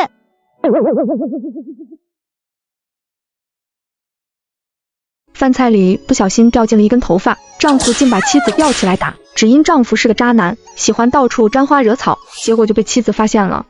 哼，看老娘怎么收拾你这渣男！你来这干啥？干嘛又来了？这不想你了吗？叶三全便领着邻居们一脚踢倒大门。谁呀？还让不让人睡觉了？阳光宗，你怎么在这里？阳光宗，陈寡妇，你们竟然做出这么下贱不要脸的事，真是不知廉耻！天啦，怎会有这种事情？阳光宗，你怎么对得起我大姐？真是瞎了眼才会嫁给你这种破烂货。我们还没走呢，这人渣就当着咱们娘家人的眼皮子下做出这种恶心事。陈寡妇，你这个不要脸的贱妇，长得人模狗样的，莫不是这世上的男人都喜绝了？你要勾引有妇之夫？我早就觉得陈寡妇和阳光宗不清不楚了，想不到是真的。看看杨多宝，长得跟陈寡妇极其相似，还认了当干娘呢。可不是嘛，阳光宗这恬不知耻的浪荡子，以前不过是没抓到现行，今天终于抓到了，看他怎么办。说着，所有人都望向叶虎芬。小燕娘，你现在怎么打算？但叶虎芬却哭得上气不接下气，一副伤心欲绝的样子，一句话也说不出来。怎么办？当然是找村长过来，送他们去进猪笼了。不一会儿，杨村长就过来了。不过这阳光宗是姓杨的，是他的旁亲，如今他只觉得丢人现眼，不知该如何收场。小燕娘，这件事你想怎么处理？我大姐才受了刺激，心里乱得很，伤心着呢，现在说不出话来，所以我大姐才想请村长你主持公道的。这位小娘子，这是我们村子的事，请你不要多言。村长什么意思？哼，要是只是你们村的事，我才懒得管，但叶虎芬是我大姐，怎么外嫁女受了委屈，我们娘家人连给她撑腰的权利都没有了？此言一出，在场的婶子全都是外嫁女，要是今天不让叶家插手，开了这个先例，将来他们被夫家欺负，娘家也不能给他们撑腰了。杨村长气得脸都青了。不管什么事，只要是夫家威胁到我们女子，只有娘家人在场才可以盖棺定论。我不是那意思，这事娘家人当然能管。我刚刚不就是不知道你是小燕囊的娘家人吗？还以为是哪家亲戚呢。那就好，那你说说这是怎么办吧？村长叔，冤枉啊冤枉，我们是冤枉的。我们啥都没有，冤枉。你们是做了多少坏事？别人一审就习惯性的喊冤了，也不瞧瞧你们现在啥模样，当场抓住还敢喊冤，倒是说说你们哪冤了？你们是没睡一窝，还是没脱衣服，还是说你们只是单纯的脱光睡一窝，但你们却啥都没做，是纯洁的朋友关系？都抓现行的，就别浪费口水了。叶家娘子作为娘家人，你说怎么处理？这还不简单，就按规矩来，做出这样不要脸的事，自然得进猪笼，就让杨光宗和陈寡妇进猪笼吧。不，我不要进猪笼。小妹，你放过我吧。虎芬，我是你相公呀，一夜夫妻百日恩，就算咱们以前有再多的不是，到底是夫妻啊。叶虎芬主打的就是一个伤心欲绝，哭得像个1.8米的魁梧小孩子。虎芬大姐，我再也不敢了，你饶了我吧，我这就离开南洼村，离得远远的，再也不回来。虽然规矩在那里，但做人也不能太绝了，要不把陈寡妇赶出村子。至于光宗，男人嘛，一时想插也是有的。一瞧光宗都认错了，就打他几下，让他回去跟小燕娘好好过日子吧。哼，不行，就要进猪笼。怎么，你们南洼村就是喜欢南昌女道，出事了就重拿轻放，这就是你们村的风气。众人听了这话都脸色一变，村里的风气可不能坏了，否则哪个女娃敢嫁进他们村子？来人，拉去进猪笼。不要呀，村长，你不能这样对我，我可是你隔房再隔房的侄子呀。叶彩萍，你个恶毒的贱人，你会不得好死的。虎芬，你救救我。慢着，我是受害者，这是我决定，不学进猪笼了。这才对嘛，哪有真让自己男人去进猪笼的？大姐，那你要怎么处置他们？光宗就算了，至于陈寡妇，我瞧着她挺可怜的，不如这样，就让她给光宗当个小的吧。此言一出，所有人都懵逼了。小燕娘，你傻呀？这种女人，你不敢出村，还招到家里，这都叫啥事？反正这事就这样吧，陈菊花，你就嫁到我家吧。陈寡妇脑子咣的一声，猛地想起昨天叶虎芬跟她说过同样的话。陈寡妇突然想明白了，这是一个局，叶虎芬想搓磨洗她。不，我才不到你家，才不给杨光宗当小的。行，不当小的，那就进猪笼吧。司长，快将他装到猪笼里吧。不，我不要进猪笼，我当小的，我愿意给杨光宗当小的。那好，行了，事情已经解决了，没啥事，大家就都回去吧。自陈寡妇进门后，叶虎芬母女的生活越发的好了，天天躺家里当大爷。杨光宗和陈寡妇累得嗷嗷哭，只要不愿干活，迎接他们的便是一顿胖揍。杨光宗，你就没别的拼头了吗？没有。喵的，你就这么点本事，干啥不成，吃啥不剩，现在连姘头都只有一个，要你干啥？刚被江南丈夫休掉不久，她便建了豪宅，还开了作坊，这日子过得好不让人羡慕。彩萍，你昨天说了作坊招工人的事。对，一会儿我写个告示，贴到大榕树那边。打算招几个工人？先招25个，男人女人都要。上次帮二全盖房的那批人就不错，你那边盖房给钱也没啥眼红的，又卖力又老实，不如从里面挑，再找几个觉得不错的媳妇。这样一个个去找不太好，得贴个告示出来，让大家报名，不管是不是那批人的，也该好好挑，如此村民们才有参与感，就算没选上，也不会背地里说咱们只要自己人，能避免一点就避免一点吧。还是你想的周全。说着，韦氏便走了进来。我都叫好几声了，你们这一进二进的门多，墙又高，就有一点不好，想进来都得叫好久。老二媳妇，你过来有啥事？小妹，昨天你说要招人，也得给你二哥留个位。二哥不是在送货吗？现在能送货，再过些天，到时那些酒楼都用你的料包了。不会的，总有愿意继续让我们供货的。二嫂放心吧，我早就安排妥当了，不管以后如何，只要我不倒，大哥二哥都有活计。那就谢谢小妹了。锦儿，一会找你二表哥，让他写个招工的告示，招25人，男女都可以报名，然后贴到大榕树那边，你俩坐那边给我登记，下午把名单拿给我。也让鹏儿一块去吧，这种场面他没见过，跟轩儿和锦儿一块，他现在字已经写得很好看了。好，去吧。秀秀呀，我听说大勇家要搞个什么作坊，要人干活，你马上都要嫁给大勇了，你跟他们说说，让娘也进去。那是彩萍小姑的作坊，关勇哥啥事？不都是他们叶家的？那作坊要招人，你跟大勇说说，一定要给娘留个位置。没必要特意去说，你想去直接报名就行了。那怎能一样？直接报名能选上吗？要是你让大勇走关系，那一定能选上。要是我说了，人家还是让娘报名，娘到时该如何自处？娘难道是想姐姐被退婚吗？秀秀娘脸色巨变，女儿的婚事是她低声下气求回来的，要是被退亲了，她又要成全村笑话了。此时胡小三走了进来，娘，姐我以后可以去作坊上工了。小三，你啥时报的名？难道是勇哥给你走后门了？勇哥不是这种人。哼，还说不叫帮忙，这不还是走后门给彩萍说了声，才把小三给弄去上工的。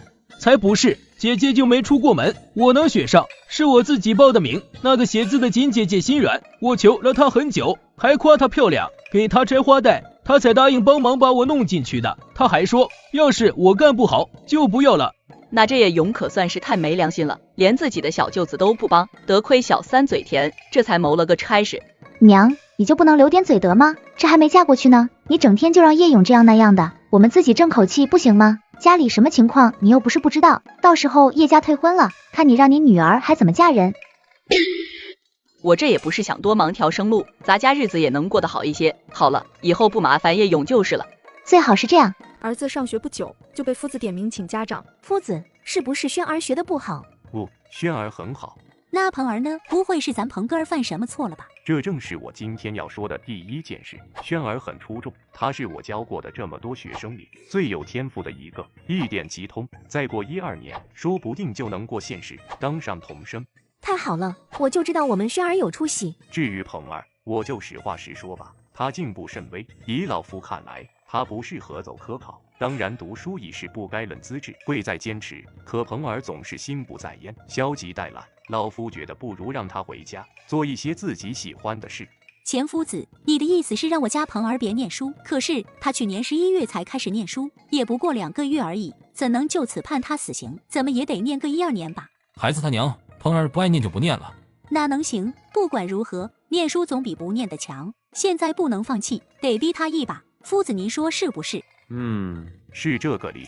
那就行，至少让他再念1-2年，到时真不行，我们也不逼他了。小妹，你怎么看？那就继续念，多念点书总归是好的。夫子，今天把我们叫来，不只说这个吧？对，我觉得你们应该给轩儿重新找一个夫子。轩儿资质出众，要是跟着学问更好的夫子会更有前途。我怕他在我这被埋没了。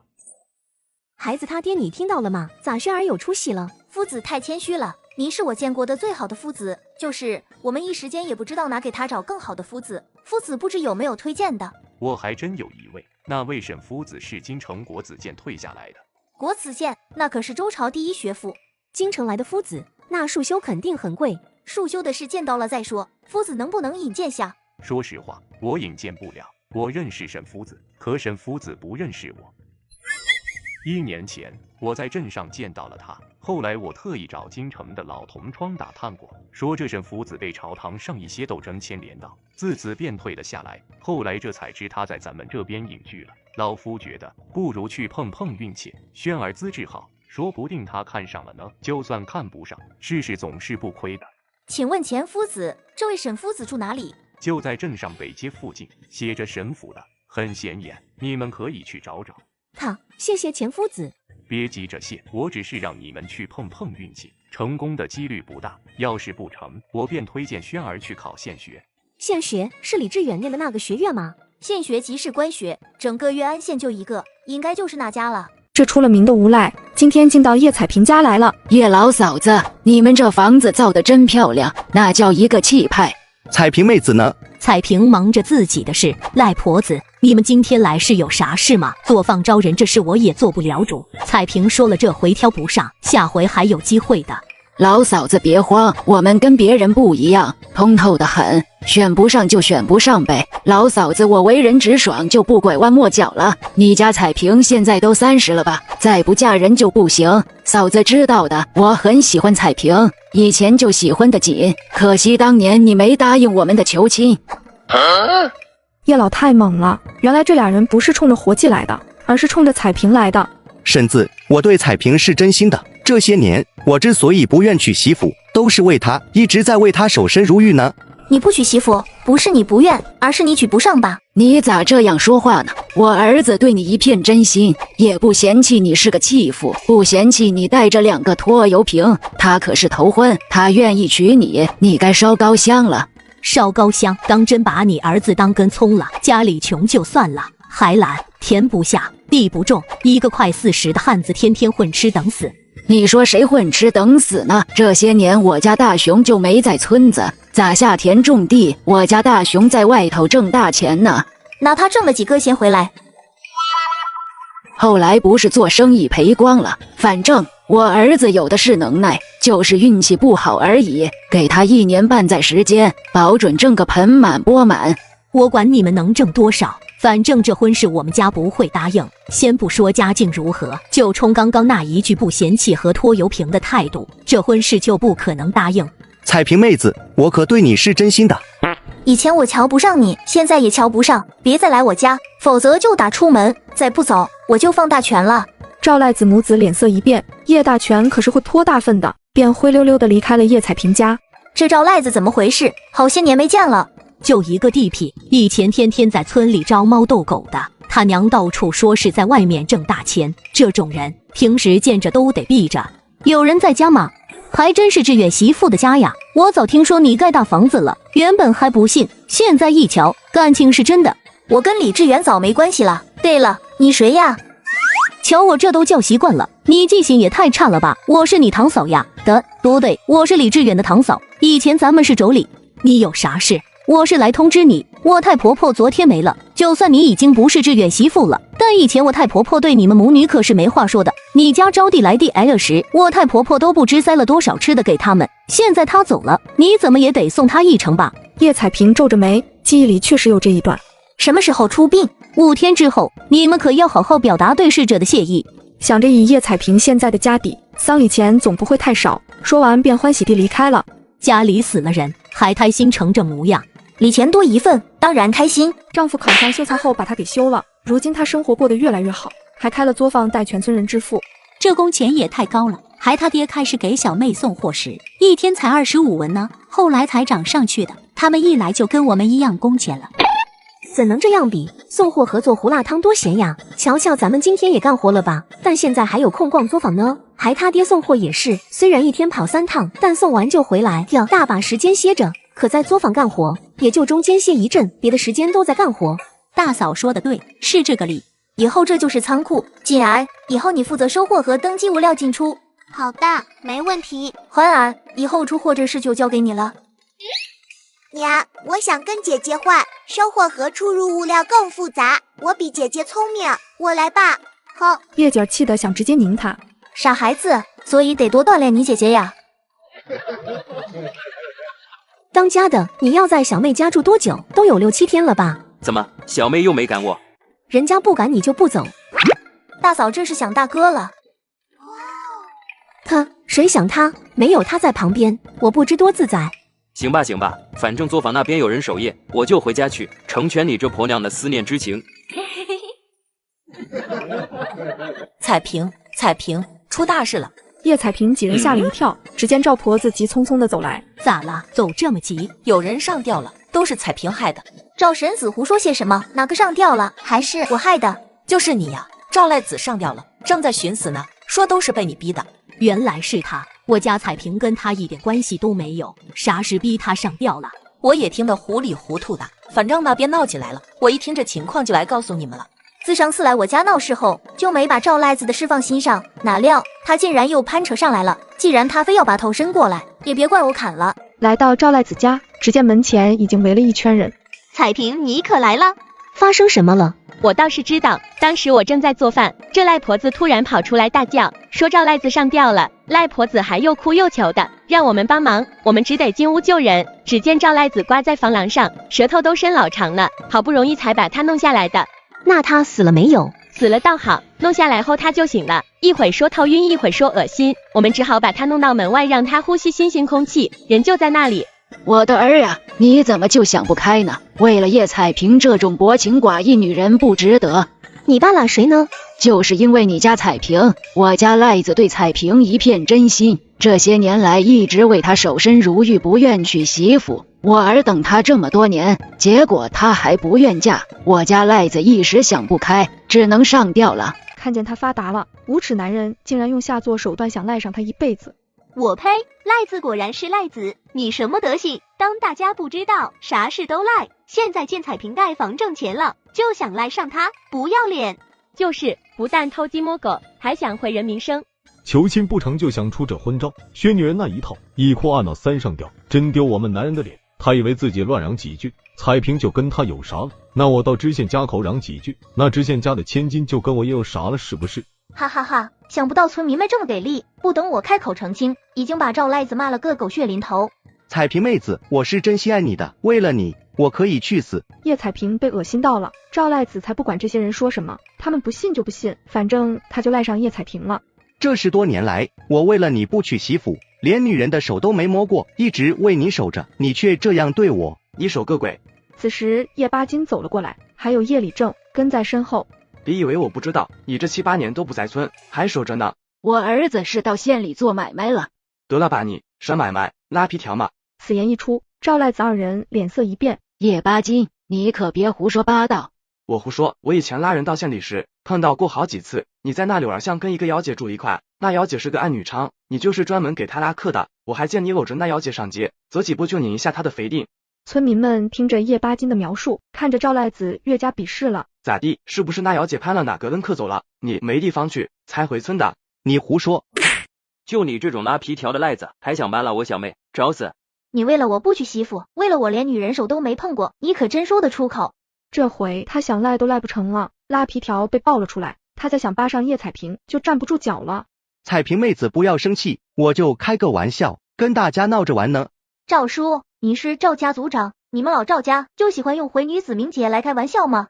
不要脸的东西，原以为你不过是偷鸡摸狗，不干正事而已，哪想你心思竟然这么恶毒，要是换个胆小的女人，都要被你逼死了。水生、铁牛，给我按住他，打断他的腿，逐出族谱。族长不要啊，被逐出族谱都会写在户籍书上的，以后不管到哪里都被人瞧不起，还要打断他的腿，这叫他怎么活呀？叔，你不能这样对我，我干啥事了？不过是表达自己对彩萍妹子的喜欢而已，我又没咋着她，我喜欢她喜欢的难受，自己上吊都不行了。你心里是啥恶毒想法？大家心知肚明，这会装憨也没用，真当我们眼瞎不成？赵福头，你得给我家彩萍一个说法。放心吧嫂子，刚刚我说的就是给彩萍的说法。叔，我爹可是你堂哥呀，临去前他让你多照顾我的，再给我一次机会，我以后再也不敢了。换做以前，族长最多是打他一顿当做警告，但现在他儿子在叶彩萍作坊干活，一天有30文钱呢，就怕叶彩萍一气之下把他们老赵家的人都轰出作坊。闭嘴，水生铁牛，按住他，给我狠狠的打。老赵，这处罚太重了些，彩萍你说呢？都听李正叔你们的。赵福头这才松了口气。叔，我真的不敢了，要是我再犯事，你再打断我的腿也不迟。那就每天打10个板子，打足10天，要是下次再干这事，就打断腿，逐出族谱。彩萍，这样可以吗？看在李正叔和赵叔的面子，就饶他一回吧。那就这样吧，铁牛，拖条板凳来。叶彩萍，你来我们村干什么？这里不欢迎你，滚！当然是来给李七奶送行的，管这么宽？怎么今天是你家发丧吗？今天是主人家亲自请我来了，要是你们李家实在不欢迎我，我也不会厚着脸皮赖在这里，走就是了。哎，叶大妹子别走呀，我奶生前就同你好，你们来送行，她在天之灵一定会开心的。李志远今天又不是你娘出殡，管这么多干啥？叶大妹子可是我请的贵客，你可不能骂骂咧咧的。叶婶子，听说你有相好了，叫赵赖子还是刘赖子的，反正就是个赖子，你们啥时候成亲，倒是记得通知我们，我们会给你随份厚礼的。胡说，不过是那赖子胡乱攀扯而已，昨天才被他族长打了一顿。原来是误会，不过婶子你也只配跟这些赖子地痞纠缠在一起了，也不是谁都像我那一样好命的，找了个秀才老爷。哼，好命到你家房子只有3分地，又矮又小，我命苦到家里的青砖大瓦房只盖了6分地，只比你们大了1倍，再围上作坊和厨房牲口棚，也不过是2亩地而已，我真命苦。还有好命的你们，一天能挣多少钱呢？几天吃一顿肉呢？还有，今天你们随了多少丧礼钱呢？他们随了100文。啊，好命的他们穷的只随了100文呀，来，命苦的我只能随1两了。叶大妹子，你咋这么有钱呢？没办法，你家丫头说的，我命苦，苦到只剩下钱了。我们说的是嫁人的事，与钱有什么关系？我说的是钱，与嫁人有什么关系？李志远快被气大了，好像不管他咋说，叶彩萍就赌一句，我比你们有钱。你钱哪来的？还不都是我们老李家的钱？现在盖房把钱花光了，我瞧你们以后怎么活？先不说我们，倒是婶子你活得很开心，怎么天天给儿媳当牛做马的，是一件很幸福的事儿，对不对？此言一出，李婆子和张水娘脸色一变，虽然是事实，却不能往外说呀。你胡说！我以前当你儿媳时，给你端茶倒水，连脚都跪着给你洗了，你是厚的跟个老太君似的，可你还是看我不顺眼，动不动就挑我的刺，还对外说我不孝。现在张水娘天天躺家里啥都不干，懒得跟猪一样，你一个当婆婆的却是厚起她来，对外却夸她样样都好，我算是懂了，原来你天生犯贱，喜欢深傲人呀。你之所以说我不孝不好，是因为我抢了你的爱好，害你当不成贱婢，现在过上天天侍候人的好日子了，可真是可喜可贺啊。不是的，我才没叫婆婆侍候，我有干活的。水娘很是勤快，家里所有活计都是她干的，不知多孝顺。李婆子只觉得太丢脸了，她素来自诩高贵的秀才娘，听着李志远毫不犹豫的把她的功劳全都揽张水娘身上，心中的委屈便排山倒海似的袭来。你们真当大家是瞎子不成？李婶子是不是侍候儿媳，大家心里有数，她爱当奴婢这事，还是从你们村子传到我耳中的，否则我上哪知道？叶彩萍的话像压垮骆驼的最后一根稻草，李婆子彻底崩溃了。张水娘，你个贱人，你还不承认？你自嫁进门，你有煮过一顿饭，有洗过一个碗，有干过一件家务活，你没有，你连酱油瓶倒了都不扶一下，连小衣都要我这个婆婆给你们洗，不孝的东西，天杀的！你们母女咋不懒死算了？我在外面洗完衣服回来，家里连口水都没有，让你们烧壶水，你们就叫我儿子，说我指使你们干活，搓磨你们。大家来评评理，有哪个好手好腿的儿媳要婆婆侍候的？说着便呜呜痛哭着。